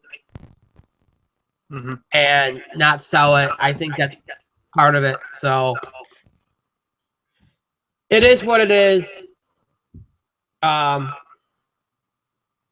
I think. But yeah, Ryback is this is it for this feud as far as the title goes. Kevin Owens retained in a make like 10-minute maybe match, and there you go. Here's the thing about Ryback, real quick, and I've said it previously on the show a million times. I think Ryback could be the guy. Yeah. He's a power guy. He's a muscle guy that Vince loves, and he's still got his stuff over with the crowd. His spots are still pretty over, and he's a guy that people get excited for. It's just as a wrestler, He's still learning, and he'll admit that himself. Right. But I think if he goes and studies that match he had with Owens, he will see that, like, look, my arm was worked on pretty masterfully the entire match. And then what happened here? So I think this one should be better. Yeah. However, I can't tell you if it will be. I have faith that it will. Right. But, you know. Okay. I mean, but the thing is, Owens matches are never bad. They're really not. They're at least watchable, and that's mostly because Kevin Owens is the top heel in the business right now. And that's not just bias. That's true. Yeah. All right. I will be right back. Okay. Cool. All right. So I'm starting the next match anyway, so that's pretty good. Next match we're gonna do, and this is now. I thought about waiting on this. I thought about waiting on this because I think this is going to actually be like, depending on what they do with it, I think this could end up being the co-main event. As in the match right before the main event, which is obviously going to be Lesnar and Taker. And it you know, what I'm speaking of is the U.S. title match, in which John Cena is going to be issuing another one of his open challenges for the first time on a pay-per-view event, not just on Raw. He's going to be challenging an unknown challenger for the U.S. Championship. As you all know, John Cena, after Hell in a Cell, will be taking some time off. There is a report out there that Cena's first match back will be the December 26th show at Madison Square Garden, which is always a big show. It's a house show. Right now, the report is that he'll be defending his title, U.S. title, against Sheamus. I've seen people going crazy, like, oh, he's going to still have the title. He's not. You know, he's going to hold on to it even while he's gone. Look, cards subject to change, people. Don't go by what you're hearing, okay?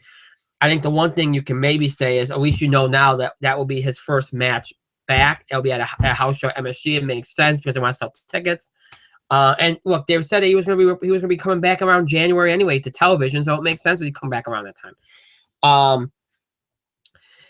My feeling is that whoever is in this match, he's going to drop the title to, because they don't want to have the title off TV, not when they just rebuilt it using John Cena.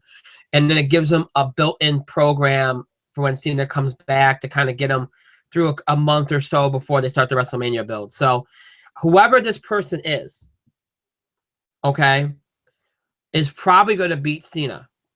Whether that's Queen or not, we don't know. It probably depends on who it is. And the reason why I thought this could be later in the show, like right before the main event, because it could be a surprise return. It could be a lot of things. It could be an NXT debut that they're trying to have, put somebody over big. I don't know. All we know is we're getting this match. We can't really predict it because we don't know who it's going to be against.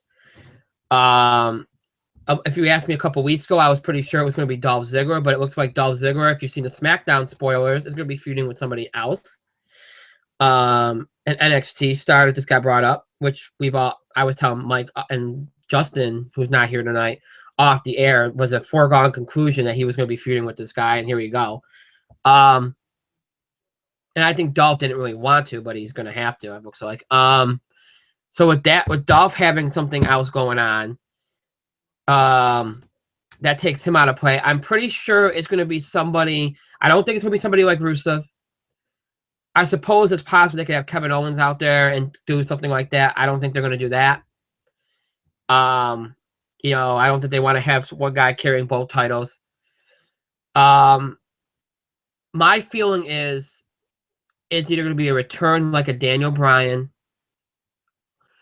or it's going to be Dean Ambrose, somebody like, or maybe the Big Show. I don't think they're going to do an NXT star, because I don't think there's anybody down there right now that they want to put over that big right now, or at least they feel is ready for it.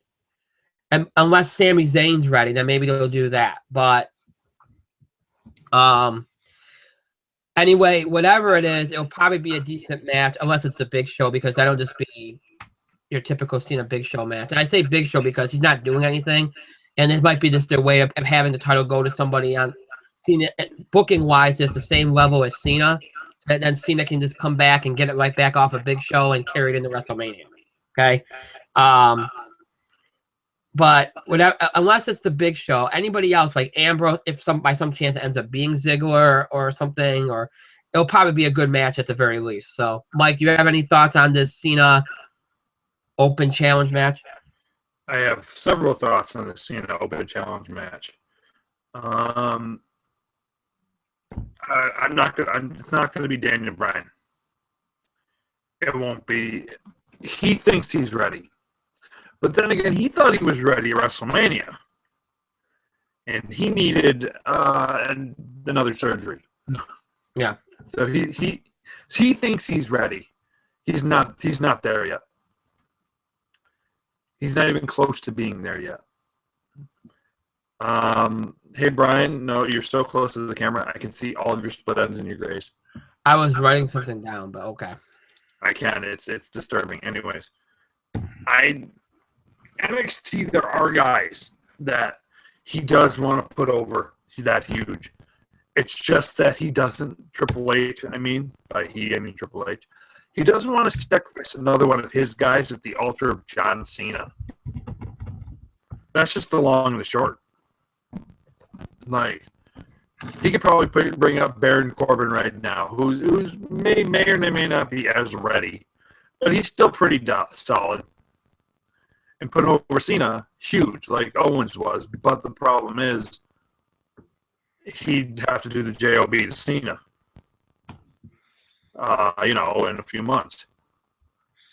He could bring up Samoa Joe. He could bring up Rhino. He could bring up, James Storm. Doesn't matter if he's in NXT or not. He's still a name. He's still got name value. If James Storm shows up on a WWE pay-per-view, still, it's a huge deal. Yeah. And he beats John Cena for the United States Championship. Excuse me. It's a big deal. I don't think it's going to be an NXT guy though. I really don't, even though it could be and it would be fun. It won't be. I think your choices are Dean Ambrose and the Big Show. That's it. It's Dean Ambrose and it's the Big Show.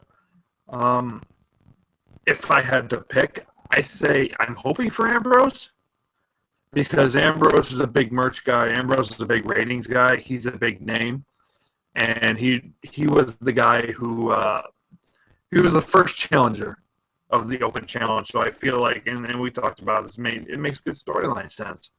Have Ambrose be the guy who he was the first guy who ate the pin. Now Cena eats the pin for him. Yeah. So I think it's a good cyclical way to end it. However, there's no guarantee that it's Ambrose because I think your point where the Big Show is a good choice because he kind of is on the same booking level. They protect him as much. And I think that's probably a solid choice. He takes the U.S. title off of Cena, and then he comes back, does the job for Cena, and it's like, well, nothing happened. Big Show just got another championship on his resume. So those are your choices. Either of those choices are good. Either of those choices are going to win. You mentioned Sami Zayn. Sami Zayn's not ready yet.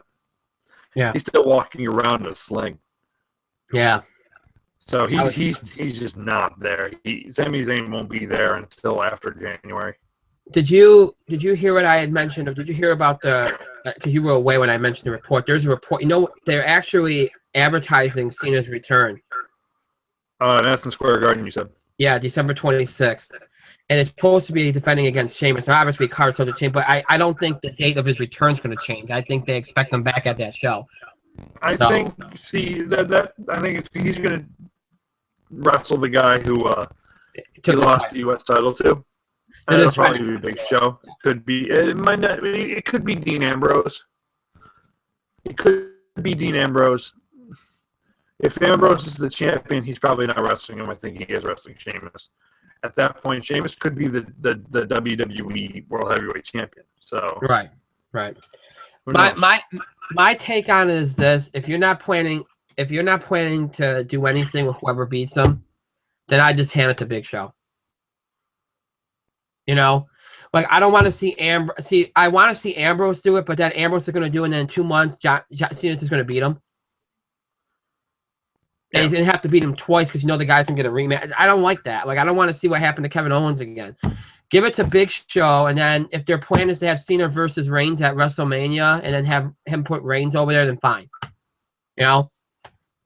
At least then it's going to somebody that we know they're not going to that they're going to have Cena like JOB the next 2 matches afterwards too. You know what I mean? Or have, yeah, I mean, just, if your plan is to really put Reigns over Big, then have Big Show not, do it to Cena, beat Cena, and then have Cena go over Big Show, and then have Cena put over Reigns. Yeah. It pretty much accomplishes what Vince wanted to do last year using Brock Lesnar, only people won't be as infuriated because he beat Cena. Yeah, because everybody likes seeing Cena lose.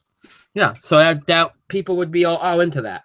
Except for kids. Kids don't like seeing Cena lose. Yeah. That's what I feel about it. Unless you're going to have Ambrose be the one that carries it, and then when Cena wins, have him lose, which we know is not going to happen. So I'd rather they do something more productive with Dean Ambrose. Well, I actually heard... It could be Ambrose because his match was taken off the show. Yeah. So, you don't know. There are some people that are fearing that Cena's not even going to drop the title. Like, they're like, oh, they're already advertising Cena still holding the title. Remember, card subject to change. I think Cena's going to drop the title. Yeah, I do too. I think it would devalue everything. But then again, it's not out of the realm of probability. No. Or possibility. But I think that's why they're doing this open challenge on a pay-per-view. It's because he's going to drop the title. Mm-hmm. If they weren't going to do that, then they probably would have just said, "Oh, he's just going to have some." You're going to say he's having a match with so and so, and that's it. They probably would have had him with some random member of the New Day or something, and just got the match over with. But all right, next up, and I know this is going to sound weird because this is the WWE Championship match. But I feel like the 2 Hell in a Cell matches are the main events, that including one that's both of which are not for any titles. So I'm just going to do this match now. And that is the match between Seth Rollins and Kane. WWE Champion Seth Rollins and Kane. Mike? There are a few schools of thought with this match. The first one is 1, 2, 3, 4 gray hairs. The first one is you stick with the obvious. Seth wins. Corporate Kane gets fired. Status quo is maintained. Sheamus probably catches him. That's your status quo. Option number 2 is more interesting. Way more interesting. You have Kane win. Hook by hook and crook. With all the BS in the world. You have Kane win. You protect Seth Rollins. Corporate Kane keeps his job. Sheamus cashes in. Sheamus walks out with the title. Both these scenarios have Sheamus cashing in and walking out with the title. To that point, I feel like Seth's going to win. Seth's easily going to win. It's going to be a decent match because Seth is fantastic, but Seth's going to win. Yeah. And the only question is, does Sheamus cash in?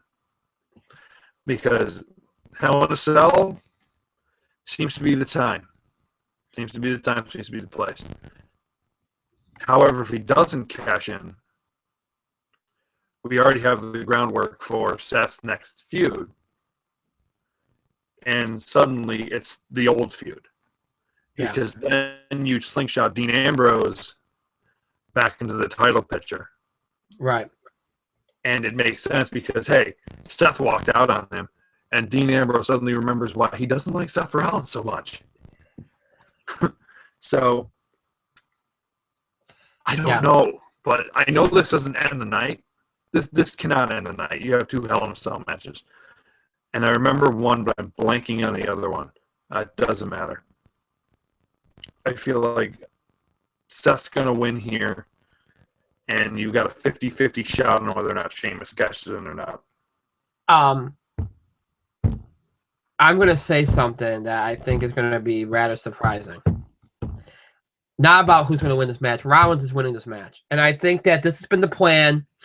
The one thing that they've stuck to throughout this is keeping the title on Seth Rollins. It was always said that if there was going to be a cash-in, it would be at Hell in a Cell. That was the plan from the time they gave Sheamus the case.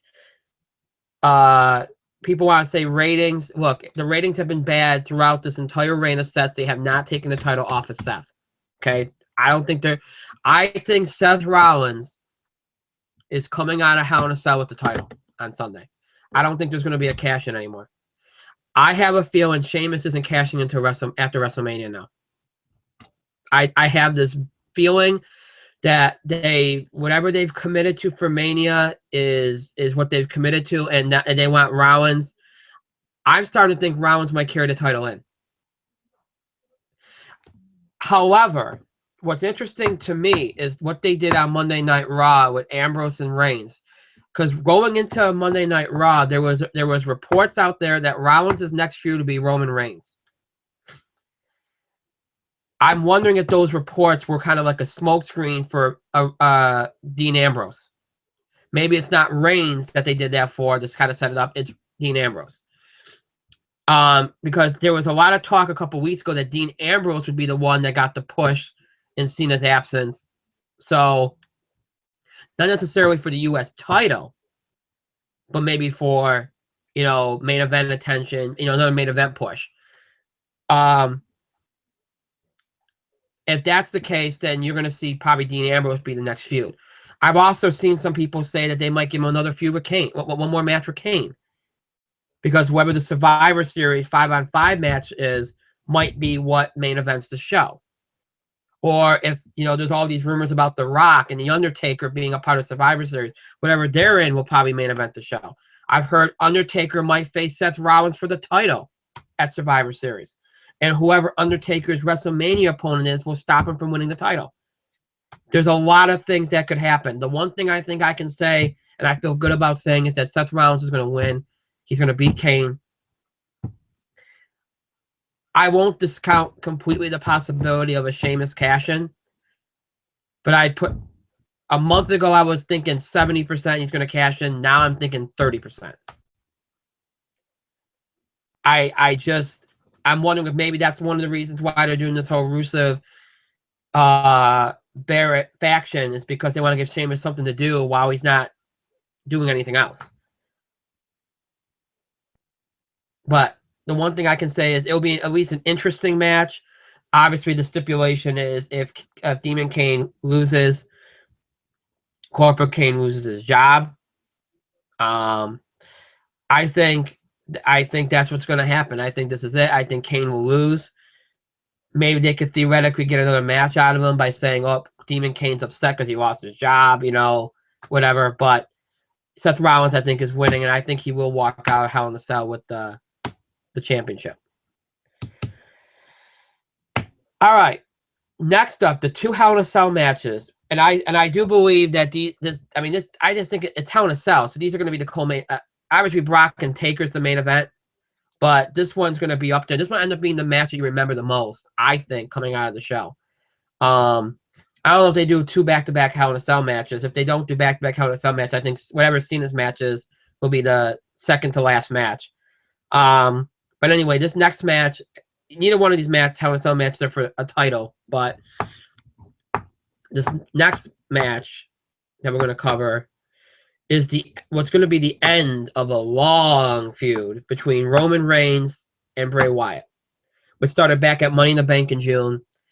These two had a really good match a couple weeks ago on Raw. Really good match. Much better than their first one-on-one match, which wasn't that bad at Battleground. Since then, they've had a couple of tag matches. You're probably going to get some involvement by other people, just because it's going to They're going to want to touch on everything from a storyline perspective. You might see Harper, the newly returned Rollins, Strowman. Obviously, they don't have a match anymore because that match got canceled. So you'll probably see them. You won't see Orton, obviously. You might see Ambrose involved. He doesn't already have another match at some point, just to kind of reflect the entire storyline. Roman Reigns is favored in this match. I think Roman Reigns will win this match. I think it'll be one hell of a match. I think it'll be a long match. And I think when you come out, if people don't respect Roman now, and I don't understand it. Roman's been doing great work throughout this feud, especially recently. Bray Wyatt has really improved since the Undertaker feud. I truly, truly believe, though, that people, at least I hope that people are going to gain a whole new respect for both these guys in this match. I think it's a very good match, but I am predicting Roman Reigns to win and end this feud. Mike?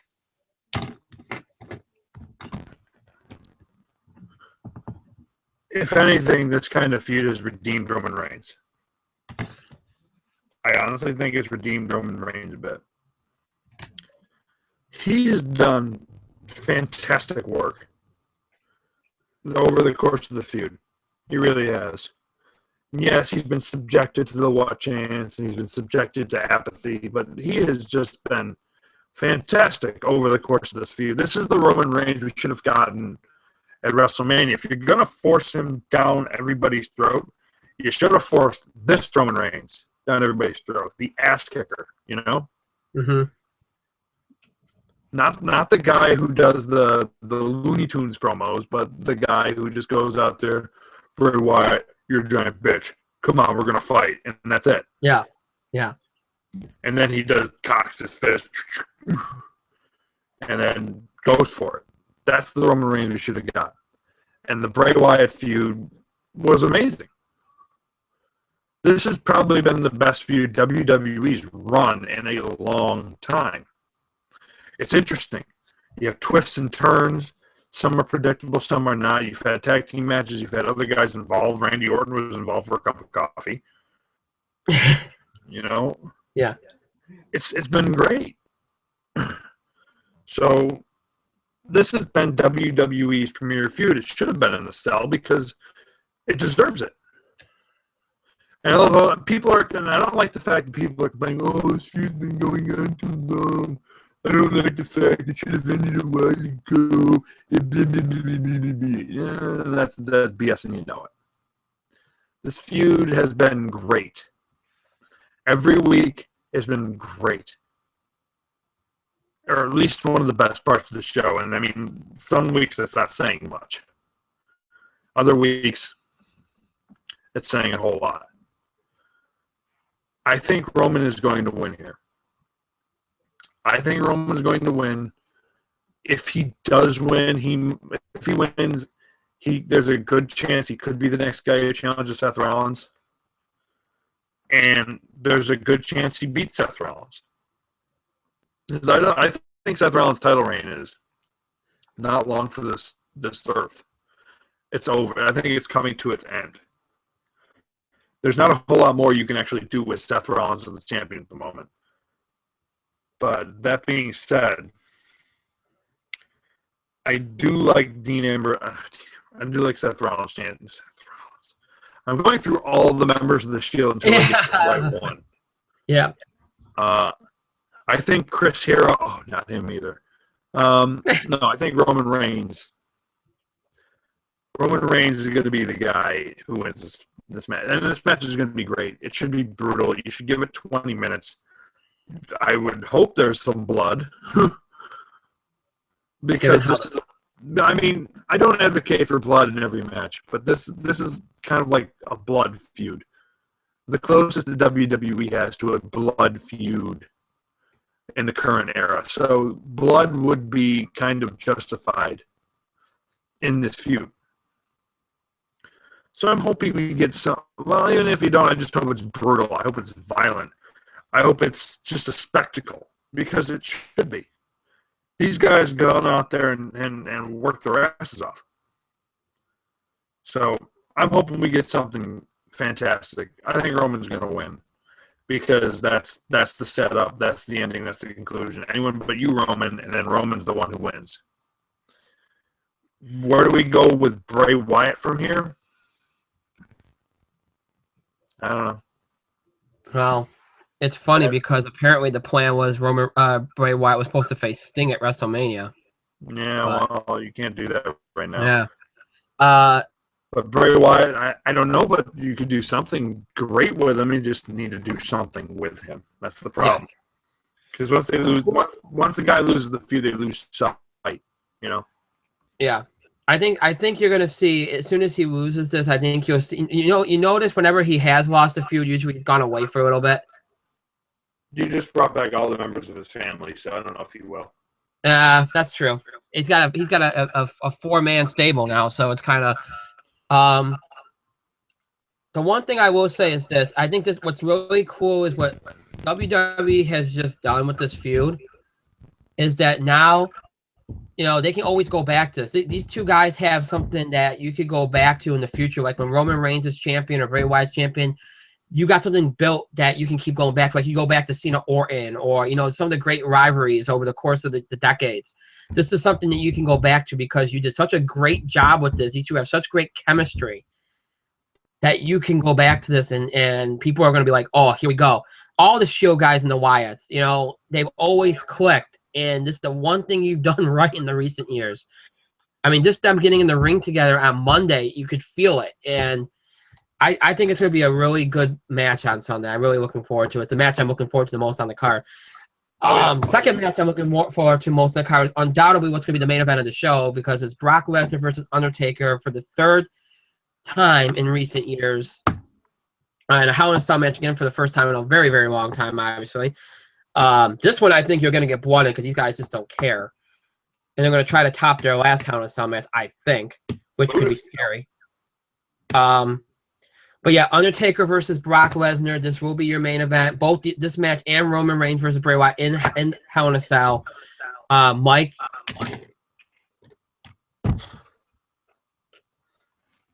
Actually, I don't really care for this match as much as other people do. But I will say this: I'm excited for the spectacle. Yeah. It was my opinion that we didn't need this match. We didn't. I feel like this match. You know what? I was okay. I was one of the people. Yeah, I mean, it was kind of a non-finish finish in SummerSlam, but I was one of those people who was like, we didn't really need the third match. We could have just let these gunslingers kind of go their way and have Brock destroy somebody else in Hell in a Cell. Right.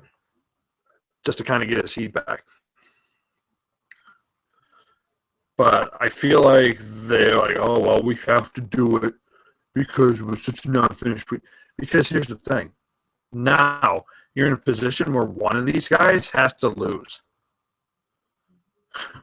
One of these guys has to lose pretty big. And it's going to be violent. It's going to be bloody. But at this point, it's going to be Brock Lesnar. Look, I don't like The Undertaker losing any matches in the current era. I don't. Because I feel like he needs that mystique. But the problem is, there's so much they need to do with Brock Lesnar before he gives up a clean loss to somebody. It's ridiculous. Like, they want Brock Lesnar to fight this guy, and they want him to fight this guy, and they want him to fight this guy. And Brock Lesnar has the guy he's picked that he wants to give the rub to, and this and that. Right now, Brock Lesnar has got more value in his matches, and they happen more often. So he has to win. Yeah. Because you've got more invested in Brock Lesnar's wins and losses than you do the Undertaker's. Undertaker, look, he has wrestled more matches than he has in years. And he's taken this match, and I don't agree with that. I think Undertaker matches have to be kept super special. Yeah. Not that if he doesn't want to wrestle, he shouldn't. It's just I'm not a fan of him wrestling Brock Lesnar anymore. Yeah. I'm really not. And look, he's in better shape than he's been in a while. But I don't like, at this point, I don't trust anybody with Brock Lesnar. Because if you get in there with Brock, you know you're gonna get your ass whipped. You're gonna get roughed up. You're gonna get thrown around. Yeah. And they want to get a few more years out of the Undertaker. They need to get a few more years out of the Undertaker, if that be the Undertaker's choice. Right. So with that being said, I give it. Brock has to win because again, there's more invested in Brock Lesnar. Brock Lesnar appears more often anyway. So it's got to be Brock. Now, what I would do here, if I were them, I would find a way to get somebody in that cell to interfere on behalf of Brock Lesnar. Not that Brock Lesnar needs interference. Brock Lesnar is going to murderize people. That's what Brock Lesnar does. When he gets to the ring, people are going to get hurt. Lots of people are probably going to get hurt. But you need to protect The Undertaker. If he's going to lose, you got to find a way to protect him, which means you need his opponent for either WrestleMania or Survivor Series to get in there and take him out. Yeah. And Brock Lesnar just pretty much gives him another F5s and wins. Right. That has to be your scenario. Right. Or if that's not your scenario, you got to figure out a way to make this believable and not have both guys lose anything, because this is of all the matches, this is the match that you didn't need. Yeah. That you panicked and now you have to have it. But Brock's going to win, I think, one way or the other. Brock is the heavy favorite. I think they're doing this match because I don't think they're apparently Vince's original plan was to do Brock versus Taker at Mania next year for Taker to get his win back. Only problem with that is everybody's like, wait a minute, Brock Lesnar is going to be here. Brock Lesnar's going to be around more. Brock Lesnar, we built up as this monster that doesn't take clean losses. We need him to put guys over. We've already given up the streak rub. We can't lose the Brock rub too. And so Vince's like, all right, we do something at SummerSlam then because Taker has to get his win back. Problem with that is, how do you book that? So they book it, I guess Paul Heyman suggesting they do the whole MMA like non-finish, where Taker comes out with the win and in a way got his revenge, but Brock Lesnar didn't look that bad. Problem with that is that doesn't leave anything definitive. And now you're gonna get definitive. I've heard a number of things when it comes to this match. I've heard Brock could lose this match, but he would lose when somebody interferes in this match, that somebody that maybe going to be his WrestleMania opponent. And then I've heard the same thing for Taker, that somebody might interfere in this match that cost Taker the win. That might be who he faced at Mania or maybe even at Survivor Series, since I think he's going to work at Survivor Series. One of the finishes that I've heard, and this is all speculation, is that Taker's not going to get pinned. He's going to pass out. That they're going to have Brock Lesnar put him in like a submission hold, Kimura lock, or whatever. He's going to pass out. And, you know, he looks and looking for retribution for losing that match. He goes after somebody and faces them at Survivor Series. And then WrestleMania. And then now it's going to be about Taker's conquest to redeem himself after suffering such a loss. You know, I could see something like that. But you know that they're going to protect Undertaker. And if he loses, especially since it looks like he probably will work Survivor Series, then he could be at Mania as well. Hopefully if he gets through this match healthy, because this is a very physically demanding match.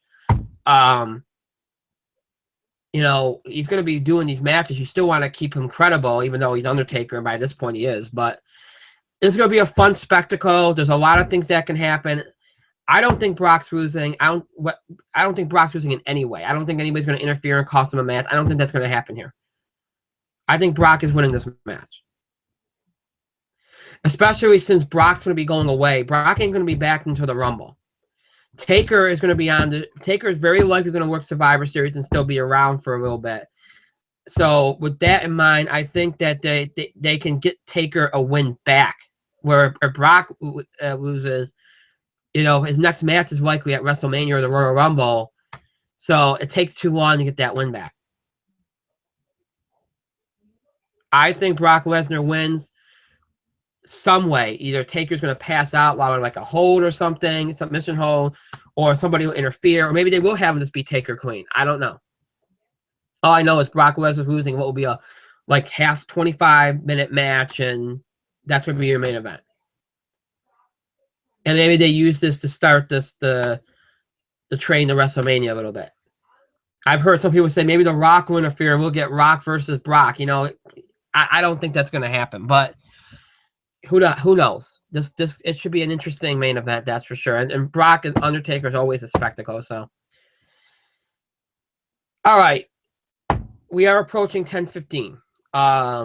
Unfortunately, we do not have time to go into questions or comments. We did a couple while we were predicting matches, a couple at the start when we were predicting matches. I apologize. Normally we do have more time, but we added the entertainment stuff too. So, and there were a lot more. There were 8 matches on this card to get through. So that made it a little bit more difficult. So, any questions or comments that were submitted tonight? As I said, for those of you that are new to this, we will hold on to all of them, and we will address some of them, any of them that are still relevant to what's going on. We do these right before pay-per-view events. But I will say this too: we do wrestling on Tuesdays as well. Maybe because we did not have a lot of time tonight, maybe I'll address a few of them on Tuesday's show because we will have more time. That way, just to kind of make up for the fact that we didn't get to enough of them tonight. So if we do that, I'll let you all know. Don't submit any more questions or comments for wrestling yet. Don't submit more just because I said we might do some on Tuesday. I don't want that. I want to try to address the ones that are already sent in. So keep that in mind. Maybe we'll do a little bit with that on Tuesday. But if not, again, we always hold on to these. So anything that's still relevant to what's going on, we will. We might address them on a future wrestling show right before the next upcoming pay-per-view. So, all right. With all that being said, we are done for tonight. As always, the show might be over. That does not mean you have to stop interacting or contributing.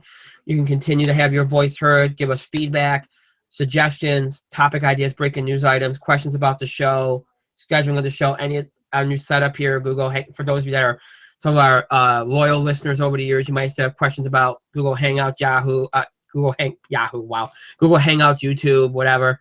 You can send us questions about that. Any of those things you can do via email, Facebook, and Twitter. You can email us at itspotlight411@gmail.com. Again, it's itspotlight411@gmail.com. You can follow us and tweet us at itspotlight411. Again, it's at itspotlight411. Or hashtag ITS5. That is our 5th anniversary hashtag. And also finding us on Facebook. Very easy to search for us using the title In the Spotlight 411. And then make sure you like us on Facebook. If you're a new listener and want to check out some of our older shows, you can check us out under our old title on TalkShoe, Blog Talk Radio, and Libsyn. The old title of our show, In the Spotlight with Brian Garner. Search for us on any of those sites, and you'll find some of our older episodes from before we came on the Google Hangouts and YouTube. If you want to listen to this episode again or our last episode on Tuesday, the only way to listen to episodes that have already been live streamed and broadcast is on YouTube right now. So just go to YouTube, search for In the Spotlight 411. Then you'll find my channel. The channel is in my name, and then you will find the 2 episodes we've done so far. Again, we're not on these 2 episodes will not be on Podbean or iTunes yet because I'm still in the process of transitioning all the old episodes to Podbean, and because I haven't posted any new episodes on Podbean, they're not going to be posted on iTunes yet. So keep all that in mind. And I lost my train of thought. I apologize. Okay, I think that's it. Yeah, that is it. I'm so used to doing a long thing. I'm not used to this whole shorter spiel at the end of the show. So I'm expecting there to be more, and there isn't. Brian? Yes. You just admitted that you're used to doing a long thing. A long, like, end of show, like, ramble thing. That's what I mean. Oh, so now Don't it's a read into it. long. So now it's a long and rambling thing. Well, same thing. All right. I thought this show was PG, Brian. How could you? Oh, wait, stop. You know what I meant. Stop. It's 18 plus now. Stop. It's 18 plus. We can say naughty words. All right. So, again, for you fans out there that submitted questions or comments wrestling-wise, again, maybe we'll do some of them on Tuesday. If not, we will save them for a future show, and if they're still relevant to whatever's being discussed, we'll use them. We'll have another our next preview show will be right before Survivor Series in another month. So, our next show for you football fans out there, both, maybe I haven't really promoted it enough on the 2 shows we've done this week, but we do have a football show, and it's formally for our older listeners, not older listeners, but our listeners over the years. It used to be called In the Spotlight Football Friday show. It is no longer Football Friday. It is In the Spotlight Football Blitz.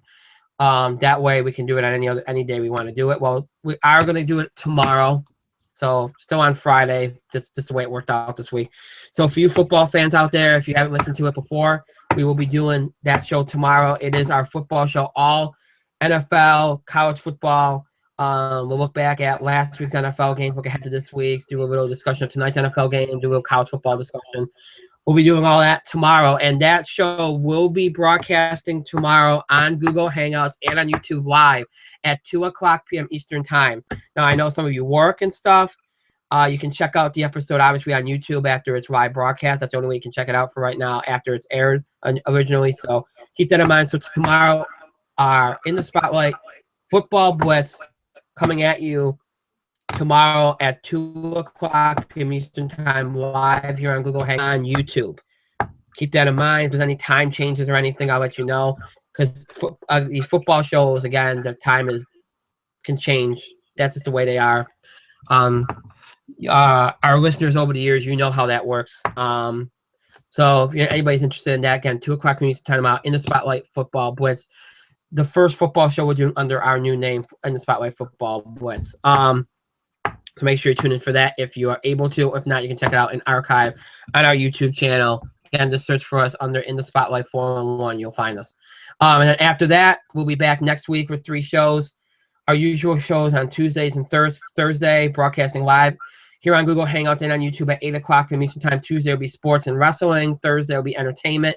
And then, of course, we'll have another football show next week, but I don't know when that will be. I'll let you all know about that maybe tomorrow or at the latest next Tuesday. So that's all the information you need to know. I want to thank those of you. I want to thank Mike, as always, for being here tonight. As always. As always. I want to thank myself for another great show. Ow. Pat myself on the back. I just slapped myself. That wasn't good. I want to thank all of you, both our newer fans and our longtime fans, for joining us tonight. And thank you for your patience this week as we kind of continue to figure this out. This was much better than the last time. Over the weekend, I'm going to kind of toy with it and see if I can figure out some new things to work with on this new setup, and maybe fix this webcam and get rid of the grainy effect and stuff like that. I'll work on it. Work in progress. But thank you for your patience, your understanding, your loyalty, everything you do. We really do appreciate it. Both our new fans and our longtime fans, thank you for joining us this week. Thank you for your patience. I hope you all have a great night. And hopefully I'll see most of you broadcasting live here at 2:00 p.m. Eastern Time tomorrow for the In the Spotlight Football Blitz. Until then, have a good night, everybody.